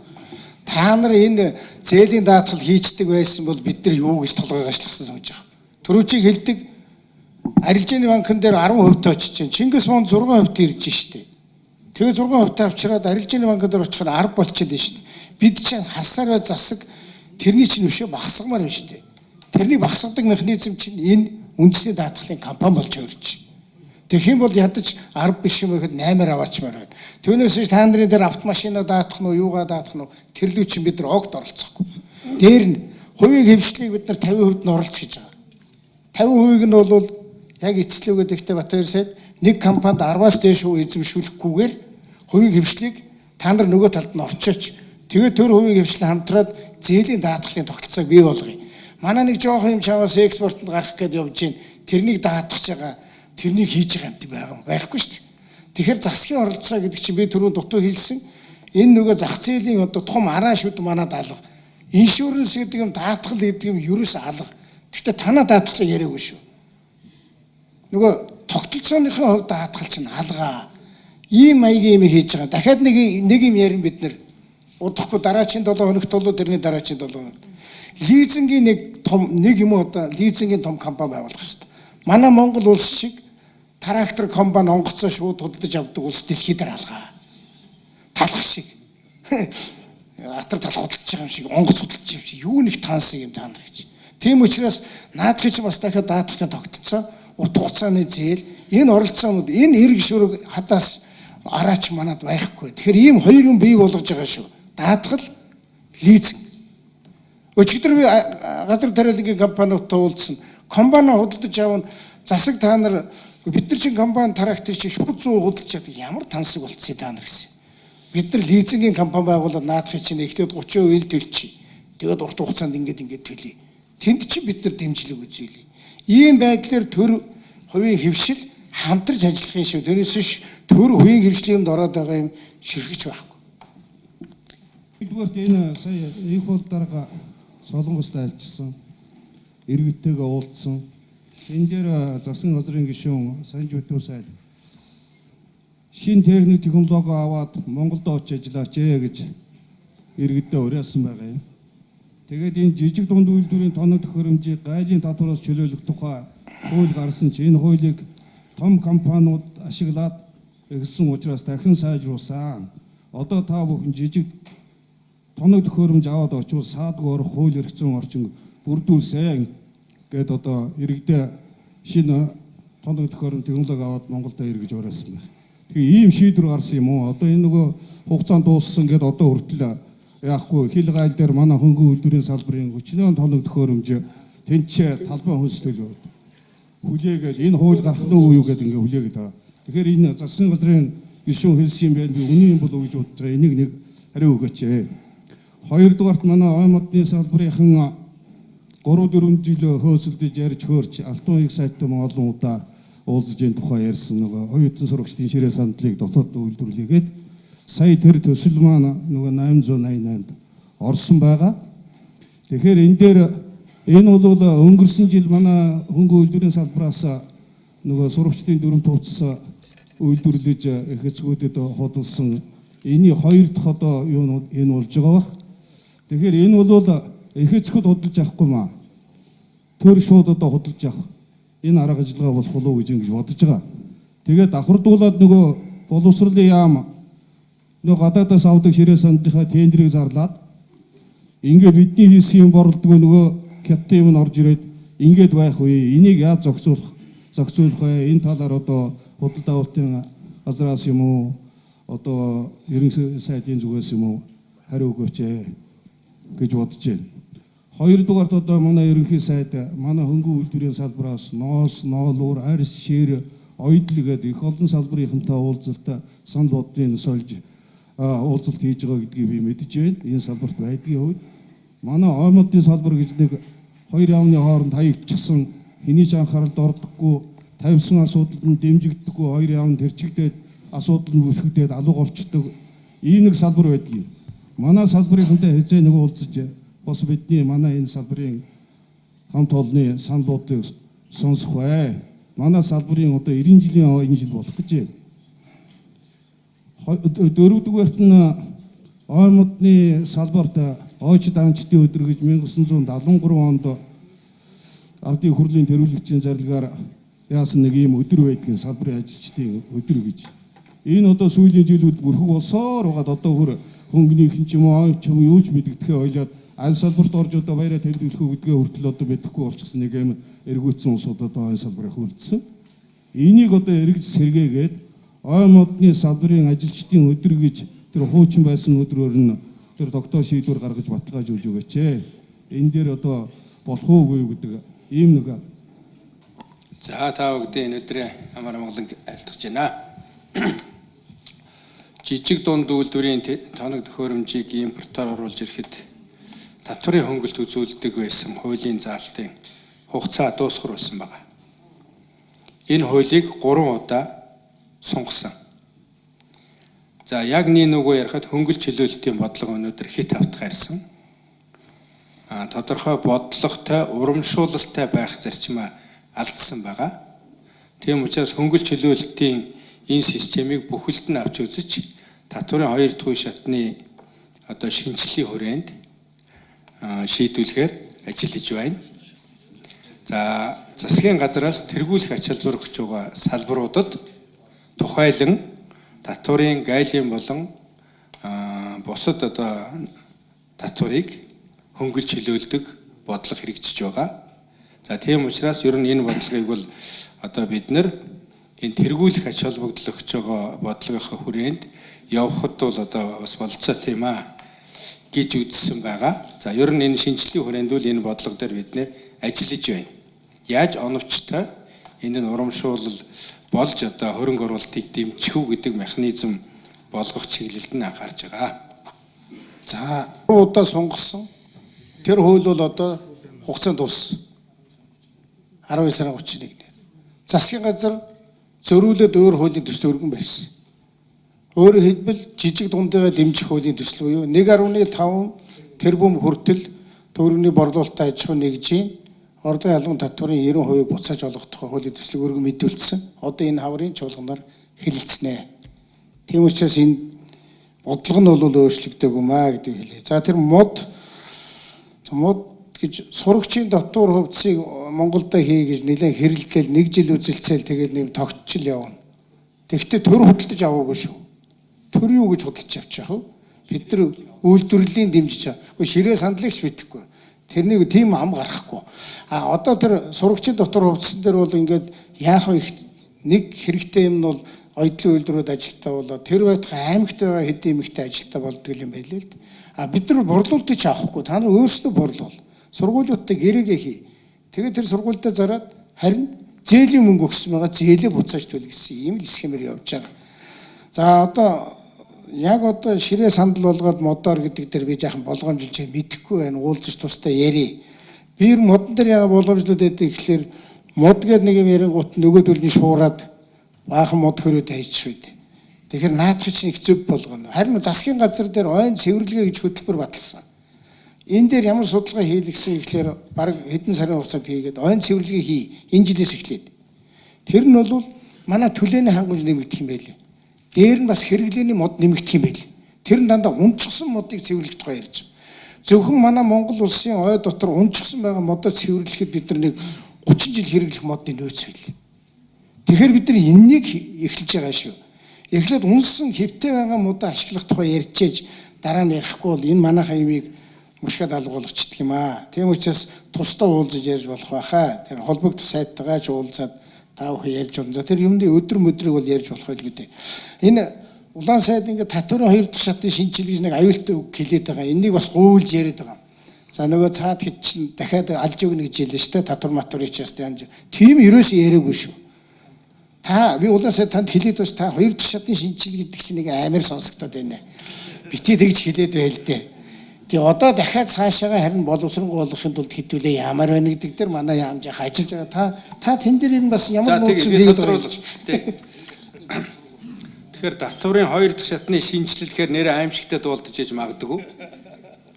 Гэхдээ энэ маань бол бид одоо засгийн газар бодлогоо маш тодорхой зарласан шүү дээ. Бид нэгч төрлийн татвар нэмэхгүй. Нэгч төрлийн татвар шинээр бодож олохгүй. Ганцхан хуулийн хүрээнд татвараа тэгш шударгаар төлдөг энэ л механизмыг боловсронгуй болгоно. Хүн сурталгүй, давхардлаггүй, тийм ээ, чирэгдэлгүй. Тэгээ хуулиас одоо зайчдаг, зовчуулдаг явдал байхгүй. Болж игэл ард ирэг дээрээ хяналт тавиулдаг болно. Жижиг дунд үйлдвэрийг бол одоо бид нар жинхэнэ бодиттой төлсөн татвараар нь эргээд хөрөнгө оруулалтыг болцоог нь гаргаж дараа жилд нь төлсөн татварын 90%-ийг буцааж олгоё гэсэн хууль өргөн барьсан. Нэмэн өртгөө албан татварын хуулийн одоо шатлалыг босхийг өсгөж байгаа. За дараа нь бол одоо бидний татвараа яаж одоо хялбар баягаар бүгдээрээ тэгш шударгаар төлдөг болох уу? Энэ нь яаж бизнесийг дэмжих үү гэдэг тэр л чиглэлээр бид нэр одоо механизмаа боловсронгуй болгох юм аа. Түүнээс биш бодлогын өөрчлөлтүүл энэ дээр одоо орохгүй. За ингэж ойлголцсон. Амхандаа бол ингэж байгаа нэг гадныхан чинь нэг жилийн эцэд иргэдэн нэг баахан толон молон цуглуулж аваад буцаагаад нэг хэдэн төгрөг аваад байна шүү дээ. Иймэрхүү маягийн юмны тогтолцоор явчих юмсан гэсэн тэр эрэл хайгуулыг хийж байгаа. Тэрнийг мал улаан сайдыг ерөнхий хэлээд байна. Шудраг болгоно яа гинэ. Санаанда тэгж байгаа. Тэгсэн хүн чинь би эндээс худалдан авалт хийгээд энэ чинь буцаагаад миний 1% ч юм уу хэд ч мэдэхгүй л дээ 2% ч юм уу би дараа нь авчих боломжтой шүү гэвэл их зүй худалдан авалт руу орох гэдэг юмаа. Ийм тогтолцоог эргэлхийлж яах гэж бодороо. Тэнд 5 байна, энд 3. За ингээд энэ 8-аараа ингээд асуултаа зогсооч. За. Нүүл гайлын татврын хөнгөлтийн талаар ярих гэж байна л да. Бид нар бол энэ хөнгөлт гарч ирсэнд бол засгийн газарт маш их талархаж байсан. Одоо энэ хөнгөлтийг зогсоосонд бол одоо хариуцж байна. Ер нь одоо манайх бол хэвлийн үйлдвэрлэлийн салбар. Хэвлийн үйлдвэрлэлийн тоног төхөөрөмж бол ерөөсө бид нар Монголдо үйлдвэрлэдэг. Одоо үндсэн түүхий, туслах материал, бусад бүх түүхийдийг бид нар одоо гадаадаас авдаг импортоор Монгол одоо эх орноос бол зөвхөн усыг авдаг. Ийм нөхцөлд бид нар одоо энэ салбарт ажилладаг. Одоо бид нар 13 онд хийсэн гэрээнийхээ дагуу худалдан авалтаа хийх гэхээр бид нар бол одоо энэ 15-аас 16% татварыг төлнө гэж тооцоолоогүй байсан. Одоо бол ирж байгаа чингэлгүүдийг бол бас авч чадахгүй байна. Ер нь бол одоо цаашдаа ч гэсэн одоо нэг үйлдвэржилтийн хөтөлбөр их улс их орны үйлдвэржүүлэх гэдэг байгаа шүү дээ. Тэр хөтөлбөр ч гэсэн энэ үйлдвэрлэлийн тоног төхөөрөмжийн хөнгөлтийг цааш нь үргэлжлүүлэх юм бол бид нар одоо хөгжил дэвшил төрөх байх гэж бодож байна. Ер нь бол хэвлэлийн тоног төхөөрөмж өөр айгүй арцсангуй үнэтэй байдаг бус хүнс юутай харьцуулахад бол одоо хүнсний үйлдвэрлэлийн тоног төхөөрөмжтэй харьцуулахад бол тэгэхээр энэ үнэтэй тоног төхөөрөмжийг авахын тулд дахиад бид нар 15.5% татвар төлөөд аавна гэдэг бол бас айгүй хүнд. Одоо бол бид нар тийм тооцоолоогүй хүлээж байгаа зөндөө олон контейнеруудыг хүлээж байгаа үйлдвэрүүд байж байгаа. Энийг одоо тэдэн царын тэдэн хүртэл үргэлжлэнэ гэд 3 удаа сунгасанд гэж юм л да. Хэрэг бид нар үйлдвэржүүлэх тэр хөтөлбөрөөр хэрэгжүүлэх байгаа бол үргэлж дэмсэн ч гэсэн бид нар талархалтай байх болно. Үйлдвэр маань одоо хөгжиж одоо улс их орны маань хөгжилд хувь нэмэр оруулах байхаа гэж бодож байна. Групп гавыг. Ер нь бол яг эрчим хүчний салбар эдийн засгийн хөгжлийн түүчээ гэдэг бид бүгдөө мэднэ. Өөрөөр эдийн засгаас хэдэн алхмын урд явж явах хэвээр. Тэр хуучин бол манад энэ байдал уруу байсан. Засгийн газар маань энэ асуудлыг одоо залруулад 5 дугаар цахилгаан станцын төслийг концессийн гэрээний хүрээнд одоо хэрэгжүүлээ явж байгаа. За манай консорциумын зүгээс өнгөрсөн 9 сарын хавцаа засгийн газартай гарын үсэг зурсанаас хойш газар шинжилгээнтэй холбогдуулаад бүх судалгаануудыг хийгээд өвлийг дамнуулаад тэгээд тэзүүгээ шинжилээд үнцэндээ дуусж байгаа. Тэгээд одоо бол дараагийн асуудал маань 6 том одоо гэрээ байгаа, концессийн гэрээгээр эхэлсэн. Тэгэхээр энэ гэрээний асуудлууд маань эхлээ явж байгаа. Тэгэхээр энэ төсөл маань яг хуу нэгдүгээр эрчим хүчний буюу өөрөөр хэлбэл одоо дулаан цахилгааныг тийм ээ урт хугацаанд найдвартай хангах энэ нөхцөл байгаа. За та бүхэн мэдж байгаа бид нар 4 жилийн өмнө Оросоос 100 сая киловатт цаг импортлдог байсан. Тэгэхэд 13 онд 400 сая киловатт цаг болсон. За дээр нь жил ирэх тусам нөхцөл нь чангарч байгаа, үнэн нэмэгдэж байгаа. Тэгэхээр энэ маань стратеги энэ асуудлыг бид нар салбарын асуудлыг дотооддоо бас одоо баталгаатай урт хугацаанд найдвартай болгох гэдэг үднээс 5 дугаар цахилгаан станцыг засгийн газар ингээд дэмжиж консорциумтай хамтраад одоо хэрэгжүүлж явж байгаа бол талархалтай байгаа. Нөгөө талаар концессийн одоо хүрээнд хэрэгжиж байгаа төслүүдийн дотор одоо 1 турмаас дээш буюу мега төслүүдийн хувьд бол 5 дугаар цахилгаан станц төрүүлээ явж байгаа. Энэ төсөл хэр зэрэг амжилттай хэрэгжснээр дараагийн одоо том өргөн оруулалт тэрумаас дээш төслүүд одоо хэрэгжихгүй юу гэдэг асуудал маань нэлээд хамаарх байхаа гэж бид нар ойлгож байгаа. Тэр утгаараа одоо энэ концессийн гэрээ маань одоо харьцан бидний бодож яснаас арай удаашралтай явж байгаа учраас засгийн газар одоо энэ дээр анхаарч одоо дэмжлэг үзүүлэлт хамтарч ажиллах байхаа гэж найдаж байна гэдгээ хэлсэн юм аа. Концессийн шинэ хуультай болсон. Одоо концесс гэдэг нь нэлээд шинэ зүйл. За 5 дугаар цахилгаан станцаар концессийн гэрээ явагдаж байгаа. Хэлцээ шатанд явагдаж байгаа. За тэгээд амжилттай дуусна гэж итгэлтэй байна. Ер нь цаашдаа бол бид нар концессийг бол энэ жил нэлээд өргөн дэлгэрээр явуулах гэж байгаа. Одоо бол та бүхэн мэдж байгаа энэ Улаанбаатар хотыг аймгийн төвөдтэй холбох орон нутгийн замуудыг бүгдөө концессийн гэрээгээр явуулах шийдвэр гарсан байж байгаа. Энэ ойрын үүдүүдэд одоо энэ замын концесс зарлагдана. Та бүгдийг одоо бүгдээр хөрөнгө оруулагчдыг одоо урьж байна. Ер нь бид нар бол одоо концесс дээр хэлбэлзэж байгаа төрийн хийж болох ажлыг хувийн хвшлийнхаа өөрсдийнхөө хөрөнгөөр хийгээд цаашдаа бүрэн эзэмшил ашиглаж явахны хөл дээр байж болно. Нөгөөдгийн төрийн хийх ажлыг хувийнхаа хийчгээд буцаага төрд нь өгөөд мөнгө аваад явах ажил байж болж байгаа. Бүгдлийн хэлбэрээр явуулах гэсэн байр суурьд ажиллаж байгаа. Тийм учраас манай энэ концессийн тухай мэдээллийг манай эдийн засгийн хөгжлийн яамны сайт руу ороод үзэх юм бол энэ 20 жилүүд хэрэгжүүлэхэд төлөвлөсөн концепц жагсаалт гарцсан байгаа шүү. Энэ дотор эрчим хүчний объектууд байж байгаа, замын объектууд байж байгаа, энэ их олон төрлийн байж байгаа гэж. Дээр нь та бүхэнд бас хийх ажлуудаа концепцийн хэлбэрээр явуулах сонирхолтой байх юм бол тэрийг засгийн газарт ирүүлээд, манад ирүүлээд энэ концепц жагсаалтанд ороод явуулах тийм болцоо байгаа шүү гэдгийг хэлхийг хүсэж байна. За баярлалаа. Бид нар залуучуудыгаа дэмжмээр санагдахын 40-оос дээш насны улсуудыг бас дэмжмээр санагдахын ажилгүй байгаа, орлогогүй байгаа улсуудаа бас орлоготой болгочихсон гэж бодогдохын. Тэгээ хаяа нэг ийм боломж гарч ирээд төр ажлын байр бий болох юм л да. Одоо ингээд залуучуудыгаа уриалал яриад байгаа цагийн ажил бий боллоо гэд. Цагийн ажилчдыг авахаар, тэднийг ажилуулахаар бид бүхэнд тэр хүмүүсийг 1 цаг 2 цаг ажилуулсныхаа төлөө тэр хөлсийг төснийх төлөө нийгмийн даатгалын шимтгэл төлөх хэрэгтэй болчиход байх юм аа. Тэр хүмүүс маань бас зарим нь хуваараа нийгмийн даатгалын шимтгэлээ төлөө явж байдаг. Тэгэхээр ингээд давхарцсан татвар бий болоод байгаа юм шиг ийм нэг асуудал байна. Энээс яаж гарах вэ? Хоёр дахь юм бол бас энэ баялаг бүтээгч жинхэнэ хөлс хөдөлмөрөө гаргаад цалин мөнгө авж байгаа улсуудад илүү их сайн хийгээ хийснээрээ илүү гайгүй цалин авахаар хүн амын орлогын татвар гэдэг ихсэг тусмаа их татвар аваа явуучих юм. Энийг энэ төр зурдаа тэгвэл энэ өнөөдрийн нөхцөл байдал зохицуулаад багасгаж болох уу? Одоо тэр хөдөлмөр ихж байгаа цалингийн хүн амын орлогын татвараа. Гурав дахь юм бол энэ нөөтийн татварын босхийг дээшлүүлнэ гэдэг. Энэ босгоо өөрчилснээр юм өөрчлөгдөхгүй байх гэж бодож байна. Тэгэхээр хэмжээгээ багасгаад бүхнээс авдаг болчихвол яасан юм бэ? Ингэж болох уу гэсэн юм гурван асуулт асууя. За баярлалаа. За би бусдын нэрэг байж шүү. Зөвхөн оюутан залуучуудыг цагаар хөдөлмөр эрхлэхийг дэмжих үү гэд бид нэлээд олон ярилцлага хийсэн. Эндээс ямар дүгнэлт гарч байгаа вэ гэхээр цагаар ажил хийж байгаа оюутны за би нийгмийн даатгалын шимтгэл гэж бүхэлд нь хэлээгүй шүү. Нийгмийн даатгалын шимтгэл дотор багтаж байгаа зарим төрлийн шимтгэлийг төлөвлөхгүй байж болох юм аа. Жишээ нь тэтгэврийн даатгалын шимтгэл ч юм уу. Гэхдээ зарим нэг төрлийн нийгмийн даатгалын зарим нэг төрлийн даатгалын шимтгэлийг ажил олгогч төлөхгүй байхаар ийм концепцээр бид нар хуулийн төсөл жижигхэн төсөл бэлдэж байгаа. Энийг оруулна. Засгийн газар бол кабинетийн системээр ажилладаг гэж ойлгож байгаа. Эдийн засгийн хөгжлийн яамнаас 2013 оны 9 сарын 1-нд хэрэгжихээр засгийн газрын 300 дугаар тогтоолын техник зохицуулт баталсан. Энэ юу байгаа юм гэхээр арь ширэг, өвтөрлийн арь ширэг төвөөр нь экспортлыг хориглосон ийм зүйл заалттай. Гэтэл энэ жил ерөөсөө Монгол улсад нэг ширхэгч адууны арьс боловсруулагдсангүй. Бүгд түүгээр гараа явсан. Тэгээд тэрвч тавг сайдаас энэ гайл мэрэгжлийн хяналтын байгаа дээр бас асуу гэж бодож байна. Энэ хизээ хэрэгжих вэ? Одоо хөлтгөр зарим өхрөө арьс бол сүүлдээ дийлтэй болдсон шүү дээ. За тэгэхээр бид нар юу хийж байгаа гэхээр 600 ажилчныг бүтэн жилийн ажлын байртаа болгож байгаа юм.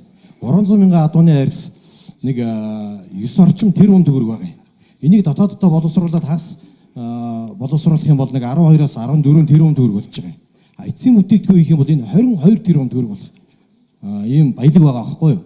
Тэгэхээр энэ үнэхээр одоо энийг бид нар алдаж байна гэдэг нь одоо тэгж яриад байгаа. Та нартай чинь зөндөө засгийн газар шууд хуулиар хоригдж болдгоо, журмаар хоригдж болдгоо, зарилж юу лээ шийдвэрээр хоригдж болдгоо учраас техник зохицуултыг хийгээд өгсөн. Одоо яатсан тэгээд хэрэгжихгүй. Тэгээ яаж хэрэгжүүлэх вэ? Өөрөө арга замаа хэлээд өгөл дээ. Гайл стандарт энэ одоо үүрэг хүлээсэн байгаа. Тэгээ та нар оролцолтой ингээд нэг юм гаргуулчаад өөрснөө хайчдаг. Бид юу яаж байгаа? Бид оролцоод өдөр яам дээр энэ талуудыг дуудаж яриад 11 сарын 14-нд уулзалт зохион байгуулсан. Заа гэдээ явсан харамсалтай. Одоо хэний буруу юм? За одоо би буруутны л болоод нэг шийтгэхэд авъя. Хэний буруу юм? Өөрөө бас буруутай байна. Тогтоол гаргуулж. Аливаа Ганбатар хэл. За би хэлье. За манай дээр нодны 1 сард ирнэ нэг хуулинд өөрчлөлт орсон шүү дээ. Манайх үндсэндээ 2хан бичиг баримт нэгтгэх гэж ярьдаг тийм үү?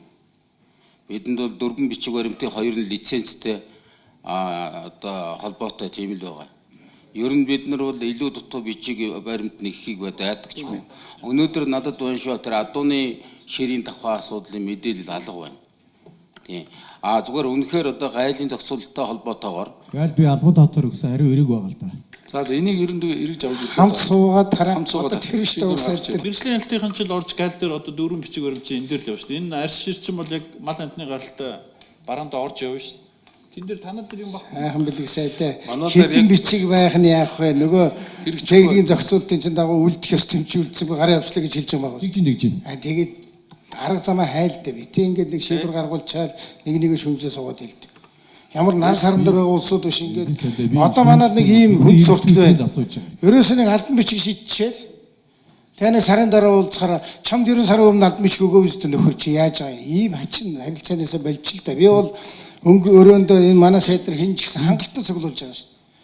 Яагаад ингэдэг гэхээр манай монголчууд нэг дутагдал бүгд өөр юм ярих юм. Нэгнтэй нь уулзах. Авчираад ярихаар чи тэгж бодож ийсэн юм уу? Би бол арай ингэж бодож ийсэн нэг ингэхий. Тийм учраас бидний олон юм яриад засгийн газар шийдвэр гаргацсан. Одоо засгийн газрын шийдвэрийг хэрэгжүүлэхийн тулд хэн хэрэгтэй тэрнээ хэл тэгээд тэрвчтэй сайд дээр цугл. Ойлгоо. Тэг шийдэлтэй. Тэгээд нэг юм том цаас өгдөг. За. Яах гэсэн бэ та нар суугаад ажил хийгээд баг. За. Хатан сүлжээ компани захирал Бадам ханд тэгээд танхимын тэргүүлэгч гişүн. Миний ярьж байгаа зүйл өмнөх хүмүүсийн юутай асуудалтай давхардж байгаа. Гэхдээ би нэг тоо баримттай жоохон бодиттой ярих гэж бодож байна. Энэ юу вэ гэхээр бид юуны төрний засгийн газартаа ноолуурын салбарын өмнөөс баярлалаа. 11 онд бондын зээл гаргасан, 13 онд тоног төхөөрөмжийн зээл, одоо бас эргэлтийн хөрөнгөний зээл яригдж байгаа. Ийм учраас манай салбарыг дэмжиж явдаг засгийн газрынхандаа маш их баярлалаа. За тэгтээ энэ чиглэл маань ингэж байна. 94 тэрбум төгрөг голомт банкнд байрлалсан. Энэ яг Ботов сайд би лав байжсэн. Тэгээд голомт банкны тэрнийг эмэгтэй байгальмаач чөлөөдөө нэг албан байгууллагын хариуцсан захирал манайх энэ зээлийг хизээч өөрийнхөө банкаар дамжуулахгүй гэж бүр яг Батбаяр сайд байсан манай ноолуурын төлөөллийн тэгж хэлээд ерөөсөө энэ дампуурсан салбарт яхаараа энэ зээл өгдөг ингээд биднээсийг загинж гарангуутаа 7 хоногийн дараа голомт банкн дээр хэрэгжчихэр болсон. Биднээс өмнө нь үйлдвэр худалдааны яам дээр цогтгорол сайдыг суулгаж агаад төрийн банк, хаан банк гэл ер нь харьцдаг банкудаараа энэ зээлийг дамжуулж авъя гэсэн санал. Тэгээд тэр 8%-аас нь илүү авъя. Одоо өнөөдөр ерөнхий сайд маань шийдлээ шүү дээ. Энэ саналыг чинь энэ төсөл хэрэгжихээс өмнө биднээс саналаа гаргаж ирсэн. Гэвч одоо ямар журмаар тэгээ голомт банк руу явцсан. Тэгээ өнөөдөр 94 тэрбумаас 30 тэрбум л ноолуурын салбарт очсон. За ингээд нэг талаасаа засаг төрн дэмжиж биднээсийг тоног төхөөрөмжийн зээл олгочлоо. Гэтэл нөгөөтхийг нэгийнхээ гаргасан шийдвэрийг нөгөөх нь устгаж байгаа юм шиг эргүүлээд яг ингээд биднээс нодлонгийн 4 сараас эхлээд төслөө бичээд яг тоног төхөөрөмжийнхээ зээлийг дөнгөж сайхан авч эхлэнгүүт гайлын татвар нь гараад ирсэн. Гайлын татвараар улаан сайдтай манай төлөөлөл уулзахад 22 тэрбум төгрөгийн хөнгөлөлт үзүүлсэн байна гэсэн хариулт өгөөд тэгээд төсөв хүнд байна. Одоо ямар ч хэлээсээ орлогын албан татвараас чинь буцааж өгье гэсэн ерөнхий шийд авсан гэсэн. Гэтэл нэг тал нь ингээд техник тоног төхөөрөмжийг дэмжиж зээл өгчөөд нөгөө тал нь гайлын татвараар боомлж байгаа байхгүй юу? Энэ чинь нэг ядахтаа энэ нэг зээлээ өгсөн бол зээлийн амжилттай хэрэгжүүлэхийн тулд нэг жил наад нэг гайлынхаа ямиг сунгаад өгчих болдгоо мó. Тэгээ хойтонгоосоо тэр орлогын татварын 90%-ийг буцааж авна гэж байгаа. Тэгвэл биднээсээ өнөөдөр гайл төлөх татвар тэр орлогын татварын 10%-аас чи хэд дахин илүү гайлын татвар төлөгдөх гээд байна. Нэг 22 тэрбум төгрөгийг чинь жижиг дунд үйлдвэрүүд хөнгөлүүлээгүй шүү. Энэ дунд том үйлдвэрүүд олцсон явж байгаа. Энийг та нар судлаач ээ. Тэгэхээр нэг жилээр биднээсээ энэ жижиг дунд үйлдвэрийн тоног төхөөрөмжийг ганцхан жил сунгаад өгөөч хүсэлт байна. За дараагийнх нь тэр юуны сая энэ бол зол жаргал ерөнхийлөгч бараг доллараар зээл авсан улсууд хохино гэж шахуу. Биднээс өнөөдөр тийм үг сонсно гэж бодож орж ирээгүй. Үнэхээр 1374 би дашуулзын саналыг дэмжиж байна. 1374 байна гэж төсөө баталчаад өнөөдөр 1778 байна. Энэ хоорондох төсвийн эрсдэл, төсвийн ханшийн эрсдэл, ханшийн хамгаалтыг чинь төр засаг хийх ёстой шүү дээ. Гэтэл өнөөдөр баг Монгол банкныхын ерөнхийлөгч нь хохиноо та нар одоо өөснөө тэгээ эрсдлээ яах үүрхгүй юу гэдэг ийм хатуу хойд эцгийн үг хэлчихэд явдаг бол гомдолтой байна. За дараагийн асуудал нь бол одоо ноолуурын цаг боллоо. Бид ноолуураа авах гэсэн чинь Хинтээ Сүхбаатар аймагуудад өвчин гарчаад байна. Нөгөө хідэн малчин чинь ингээд ноолуураа тэнцэн авах юм бол бараг шатаан шүүгээд ингээд айлган сүрдүүлсэн байгаа. Тэгэхээр энэ тэр аймагуудаас биднээс яаж ноолуураа түүхийн ноолуураа татах вэ? Ариутгаж өрөөд авч болохгүй мó? Өөр ямар арга байна? Карантин чинь хизээ тавигдах юм бэ? Энэ бол айгүй том асуудал. Одоо ингээд эргэлтийн хөрөнгийн зээл өгөх гэж байгааг сураг байна. Биднес одоо мөнгө аваад яах юм? Эсвэл мөнгө тэнцээ ноолуур олгоод замдаа шатаалах юм уу яах юм? Энийг ийм ноцтой асуудал байна. За дараа нь энд бүх бизнес одоо маш энэ удаагийн бизнесмэнүүд одоо өөрснөө дэмжиж байгаа. Хямрал болж байна. Дээр нь одоо энэ валютын юунд зүрхэнд бүгдээрээ л одоо сөхөрхийн даваан дээр байна. Тэгээ яг ийм үед ардчилсан нам 4 татвар маш замбраагүй байх үед 4.10-ын бодлого гаргаж исэн. Одоо биднийг нэг удаа харж үзээд 4.5-ын бодлого гаргачих боломж байна уу?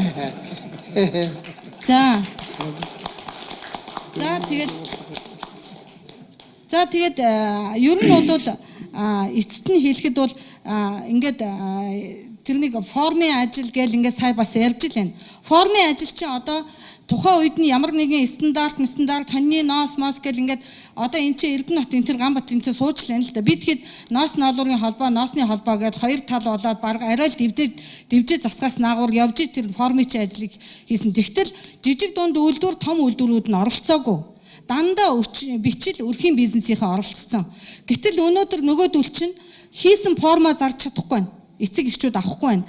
Дээр нь зарим жижиг үйлдвэрүүд нь ээлсэн уудсаа нөгөө мак болгож чадахгүй байна. Ингээд нөгөө нэг төрийн бодлого чинь доошоогоо очиж байгаа хувийн хөвчлөлтөөрөө зүгээр ачаа зовлон болоод үлдсэн.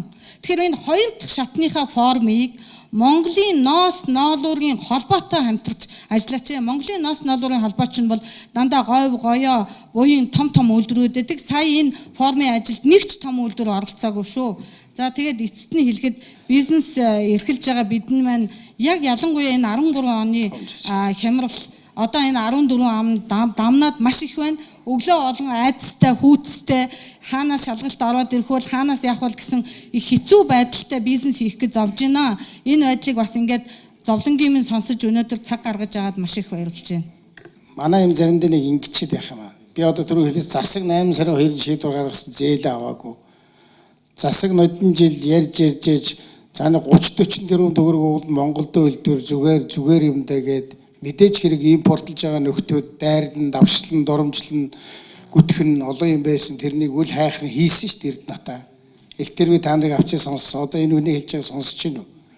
Тэгээ арай хийж нэг юм гаднаас оруулж ирдэг юм чинь хэрэлдэж уралдаж аваад өгөхлөөр хоорондоо том жижигэр үзчих юм а та нар бас ядрагаад байна. Гэний хоорондоо нэг хил хамаа олол та. Бид нар том ноён уу жижиг ноён уу ерөөсөө хамаалга шүү дээ. Ийм юма дотроо ингээ ярьчих болдгоо юм уу? Эрдэнэ чи ямар нэгэн жижигхэн юм ямар ч. Ноос ноолрын холбоотой хамтарч хийсэн шүү дээ. Одоо тэгээд юугаа яриад байгаа юм бэ? Гэхдээ ингээд хэрэл хоорондоо гарч хэрэл дээрээ тань. За би засгийн хувьд юм хэлж чи. Манай засгийн газар бол нээлттэй, ил тод чи том чи жижиг гэхгүй бүгдийг чи авчирж байгаа л нүдэн дээр чинь манай өрөөнд нэг самбар байдаг. Нэг самбар дээр харуулж байгаа л тэгэл гаргаж байгаа шүү. Бити гарч аваад ингээд нэг жалгын хөдөлгөөрөө хооронд үзэлцээд. Энээс чинь болж Монгол улс хөгжихгүй байгаа. Энээс чинь болоод 44 төгрөгийн импорт гараа явчихад байгаа байхгүй. Би дэмжилтэй. Тэгээд өөр юу гэж хэлэх вэ? Нэг дэмжээ. Бид нар бие ойлгоод дэмжээд явчихвал том жижиг юм байхгүй. Аль аль хөгж шít. Томрол явна, жижиг жаахан дунд болол явна үз. Байхгүй жижиг болол явна үз. Яагаад ийм сонин сэтгүүд болчиход байгаа юм бэ? Нөгөө олуулаа идсэн огтон ч одоо гайгүй таргалдсан шүү дээ. Ирнэ. Та нар тэгж ойлго. Манай засаг тэгж хэлээд байгаа шүү дээ. Тийм учраас энэ дээр битих маргаа. Би одоо энэ хэн баяр сайхан те. Баяр сайхны бичиг ингээ хэн цогчлоо. Одоо ингээ тэрвш тавгсаад энийг аваад энэ гоё хавц хийсэн байна. Маш гоё. Энэ танах өөрөө хийсэн. Гоё хавцсан. Засаг иймэрхүү юмнууд ингээд нэг хийж байгаа гоё байдгийг хэлээд энийг нь аваад дэмжилтэй.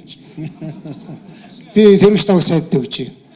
Тэгээ тэрвш тавг сайд дээр цуглаа саяны нэг яриад байгаа засгийн газрын тогтол хэрэгжихгүй нэгж шít.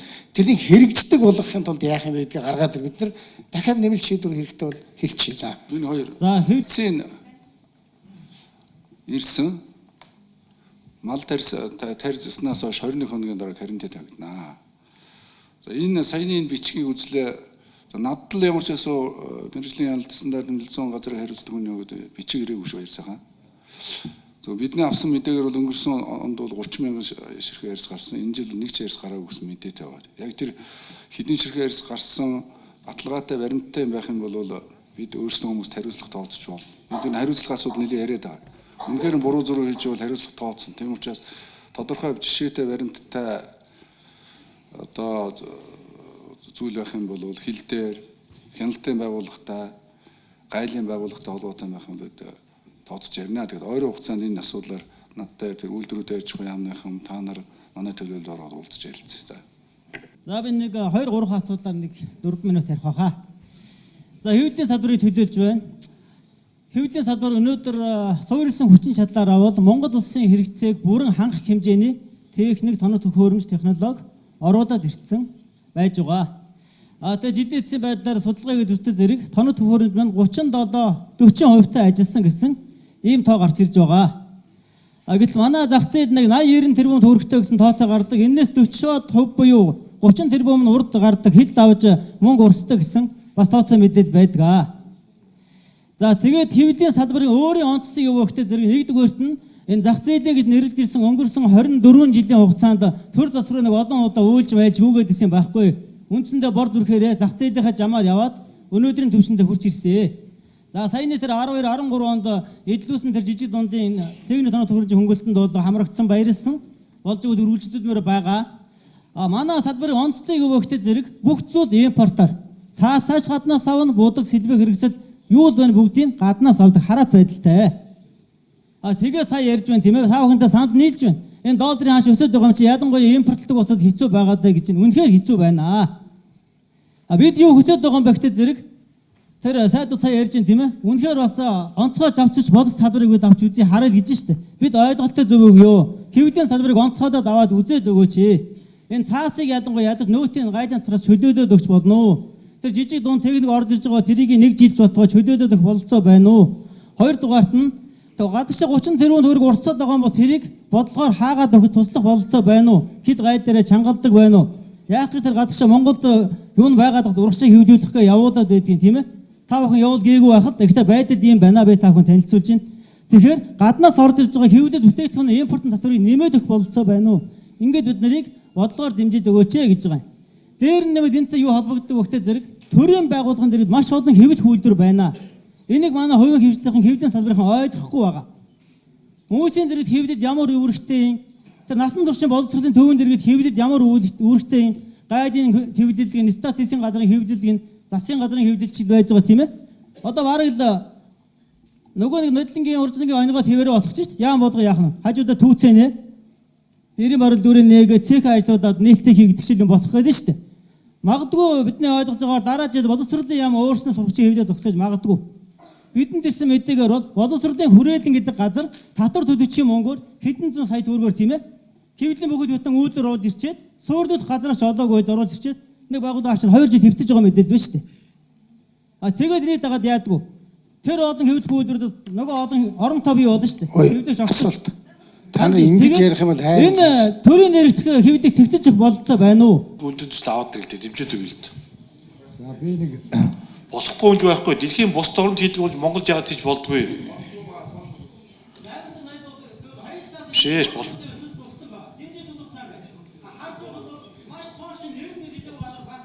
Тийм үү. За би нэг бидний энэ жилийн хувьд хийж байгаа шүү дээ. Экспортыг дэмжих, импортыг орлогыг шилжиж байгаа. Тийм учраас 100% импортер байгаа компаниуд яаж те дотоодынхон үйлдвэрлэлийг шилжих бүтээл түүхийд дотоос хангахад асуудал үүсэх хэрэгтэй. Дэлхийд хийж байгаа бол Монголд хийж болноо.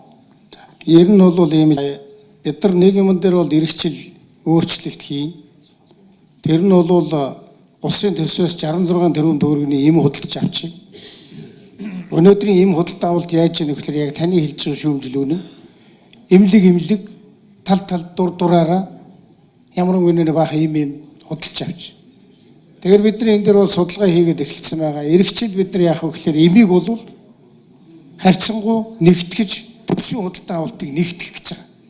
Ингэчих юм бол таны хэлээд байгаа зовлон алга болчих. Нэгтгэсэн байдалд худалдаа авалт хийн. Тэгээд нэгтгэсэн худалдаа авалтыг хийх хамаагүй хямдхан 66 тэрбум төгрөгийн худалдаа авалтыг бид нар нэгтгэсэн байдлаар хийх юм бол за нэг 40 тэрбум төгрөгийг авах юм байл. Ингээд дураараа үнийг өсгөөд эмнэлгийн дарга бүхэн дундаас мөнгө кармаалаад энэ тогтолцоог бол эвднэ. Тэрэн шиг таны хэлж байгаа үг үнэн. Төрийн байгууллагын дэргэд шаардлагагүй бол хэвлэх үйлдвэрүүд хэрэггүй. Тэгээд бусад компаниуд нөхцөлдөд хийн үз. Ер нь төрийн хэвлэлийн чиглэлийн худалдаа авалтын ажиллагаа хичнээн байна вэ гэж бид нар судлаа. Ингээд нэг шатаараа л да бид нар юм руугаа орж л явна. За таасвч. ганцхан санал 2 асуулт хэлье. Тэгээд одоо манай энэ Монголд нэг нэг 20 жил хөөцөлтөд нэг бардггүй нэг тийм ажил байна. Энд бол одоо бүгд бизнес эрхэлж байгаа бүгд одоо энэ банкны улсууд байдаг. Тэгэхээр банкны зээлийн гэрээний нөхцөл гэж нэг юм байна. Тэгээ түрүүн зол жаргал ерөнхийдөө хичээлнэлээ. Та нар бол хүчээр зээл аваагүй шүү. Ерөөсө хүчээр л зээл өгдөг. Өнөөдөр хүүн дээр л нэг ганц хоёр юм ярина гэхээс биш. Тэгэл таг. За бүр тэр байтга юугаа бичсэн байдгүй гэхээр force majeure, hardship ийм нөхцөлд ийм одоо hardship болсон нөхцөлд банк хариуцлага хүлээхгүй гэж бичсэн байдаг. Дэлхийд одоо ийм гэрээ байдаг юм уу? Энийг одоо энэ хуульчид, бизнес эрхлэгчид маань одоо юу гэж үзэж байна?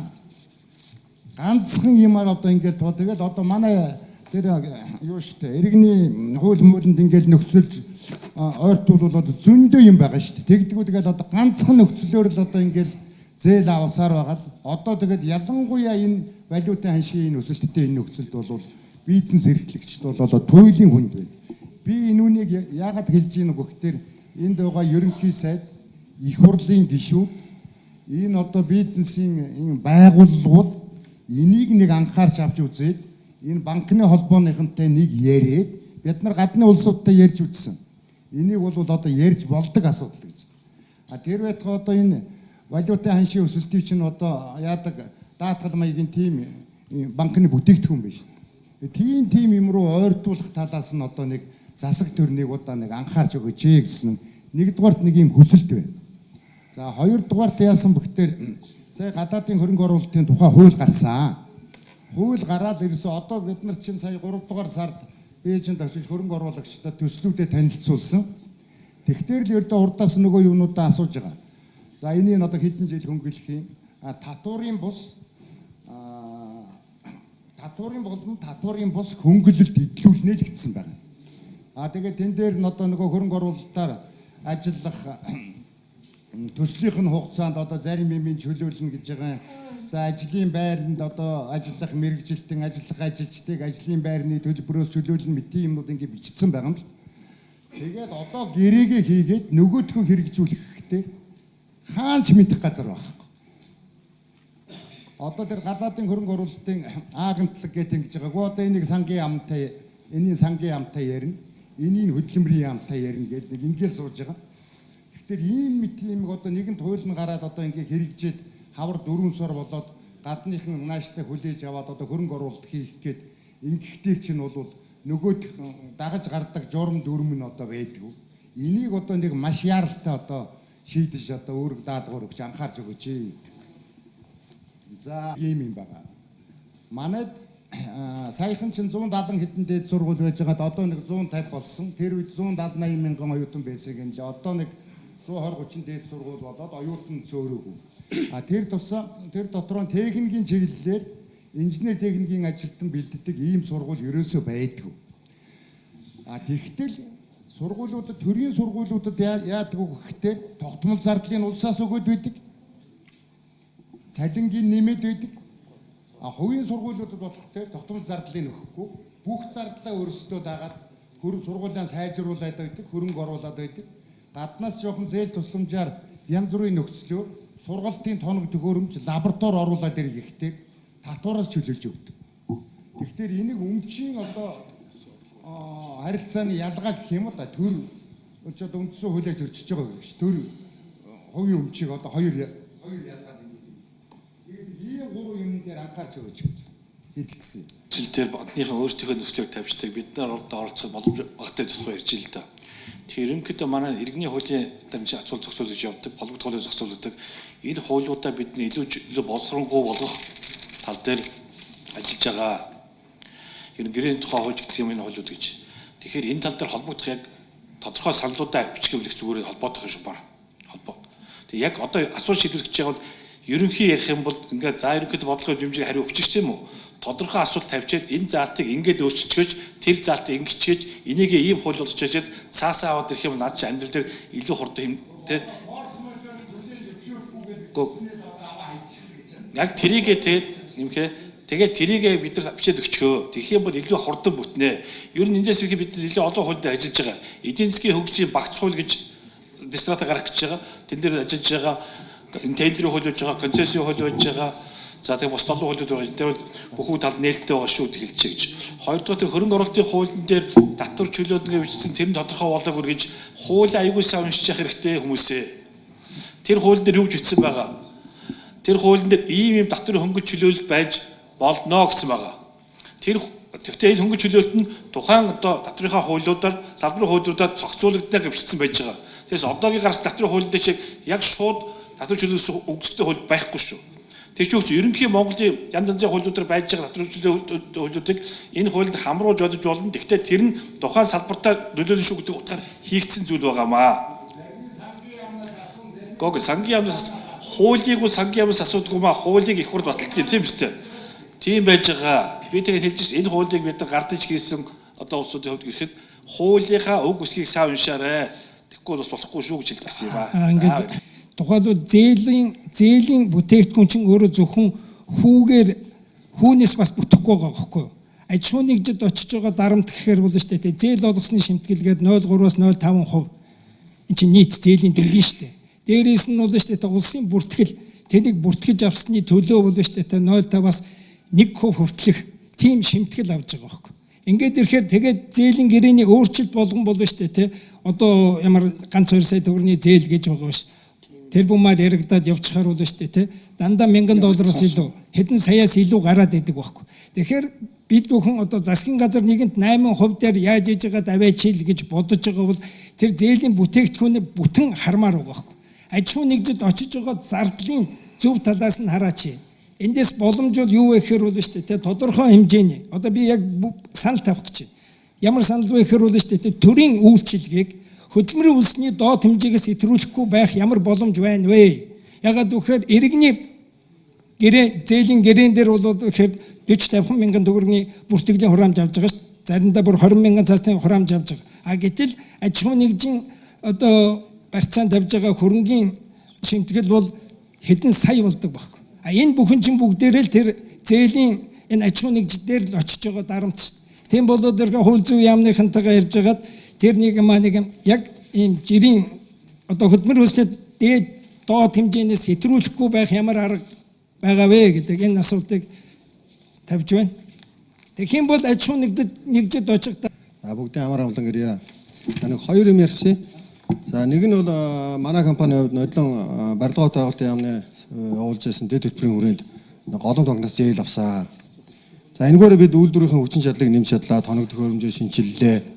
За бид одоо өнөөдөр бол үйлдвэрийн бүтээмж бол зарим бүтээгдэхүүн дээр бол 5 дахин нэмэгдсэн. Энэ бол одоо их сайхан бодиттой жинхэнэ нүдэ олсон дэмжлэг байсан шүү гэж хэлмээр байна. Тэгээд яг ийм дэмжлэгийг зөвхөн одоо барилгын салбар гэдэг юм уу үйлдвэрлэл гэдгүүгээр өөр бусад баялаг бүтээж байгаа компаниудаа ингэж олох тийм боломжийг олгуул яадаг болоо тийм боломж байдаг болов уу гэж нэг ярьж байна. За нөгөө тал нь гайлтай холбоотой нэг юм байна. За манай компанийн хувьд одоо 14 дэх шил боловсруулах үйлдвэр явуулж байгаа.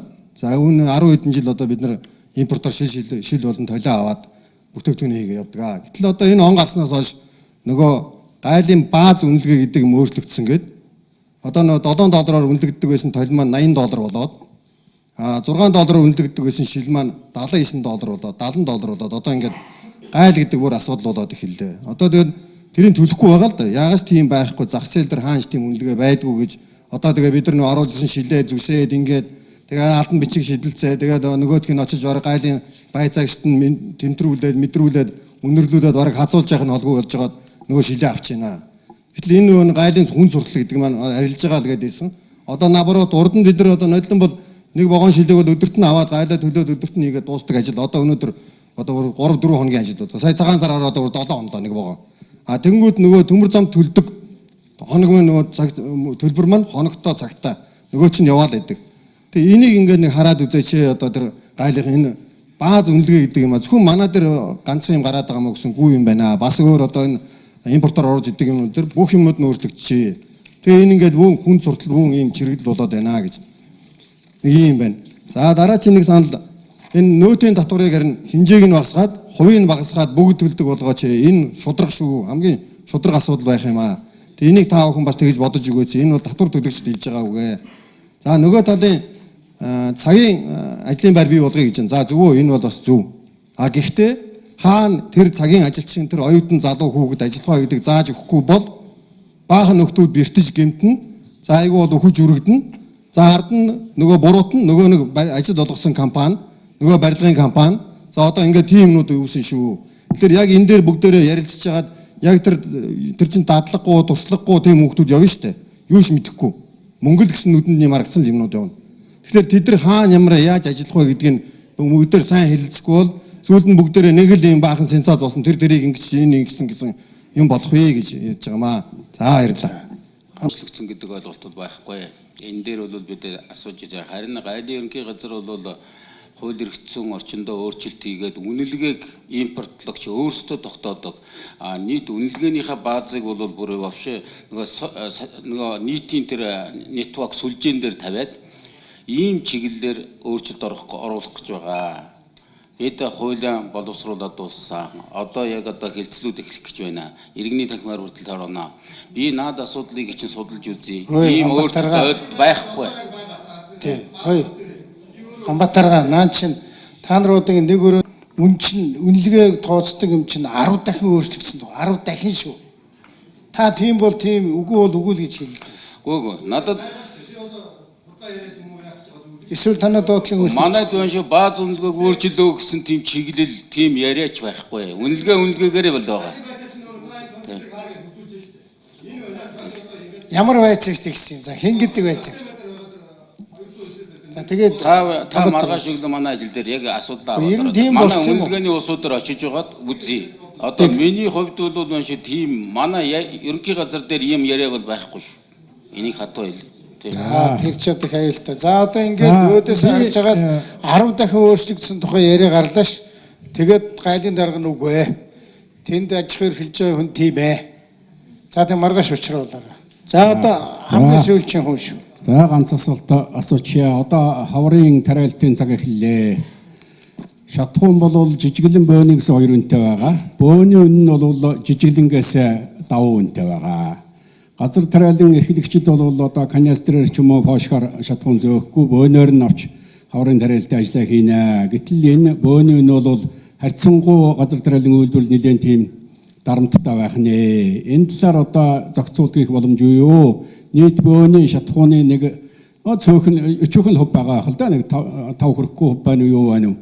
Энэ дээр дэмжлэг хийх болцоо бий юу? Хоёрдугаарт нь үрийн шинжилгээний тухай асуудал ер нь бол ерөнхий сайд маань нэртэд танхим дээр үдэнтэй уулзаад газар тариалангийн бодлогыг их тодорхой ярьсан л да.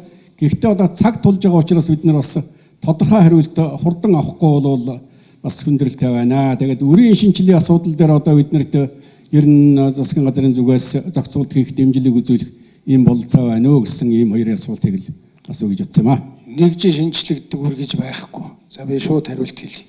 Нөгөөх нь улаасаа бид нар нэг яриад гаавьсаа танд импортлдог компаниуд зээл өгсөн чинь тэр компани ч нөөрэ бензин оруулж ирдэг. Тэр компани ч нөөрэ дизелийн төлшөө оруулж ирдэг. Дизелийн төлшөө болохоор уул уурхайн компаниуд өндөрөөнөө зарчдаг. Ийм л зөрчил үүс. Эндээс бид нар тий зээлэр өгчдөг. Тэр байтугай бүр зээлэр өгчдөг. Өндөр үнэ хэлэнгүүт нь шууд зээлэр өгчдөг юм байлээ. Тэгээ одоо бүүн авлагтай болчихсон нөгөөдөл чи. Ийм явж байгаад бид нар энийг бол засцсан юм аа. Юуг зассан ихлээр засгийн газар Монгол ангитай хамтраад хэрэгжүүлж байгаа энэ хөнгөлөлттэй зээл болвол зөвхөн хэрэглэгчдээр очих жижиглэн хамаарна л гэж явна гаргасан. Гэтэл жижиглэн явсаар байгаа дизель, бензин хоёр л орчихсон. Тэр зохицуулгыг бид нар сайхан хийцсэн байгаа. Энэ хаврын тариалтанд нөлөөлөхөөс тийм хэмжээний юм бол энэ дээр гарахгүй гэдгийг хэлье. За ингээд одоо 1:30 цаг 30 минут яа гэсэн та нар одоо ингэдэм юм бэ? Та нар бол ерөнхийдөө асуугаа саналаа хэлцдэг улсууд байна. Бизнесийн онцлог юм байна гэж би ойлголоо. Тийм учраас одоо ингээд цаг 50 минут суулаа. Ерөнхийдөө та нар асуулт нэлээд асуулаа. Би манай засгийн газрын гишүүд Английн дарга нар бас тодорхой хэмжээнд хариулт өгчлээ. Ойлголцохгүй ганцхан ширхэг асуудал үлдлээ. Тэр үнийг хэлсэн 10 дахины өөрчлөлт бол маргааш шийдэгдэх юм байна. Ер нь гэхдээ замбраагүй шүү. Нэг нь 10 дахин өөрчлөгдсөн, нөгөөх нь 10 дахин өөрчлөлтөг юм харгал сууна гэдэг бол ер нь тэнэг явдал шүү. За тэгэхээр одоо ингээд засгийн газар бол би түрүү хэлсэн. Байнга уулзж байгаа шүү. Манай өрөөнд бол маш олон хүн чинь орж ирсэн байна. Би одоо баг нэрийг чинь хэлчихээр болчих. Эрдэнэт бол чи хэд удаа орж ирсэн манай өрөөнд.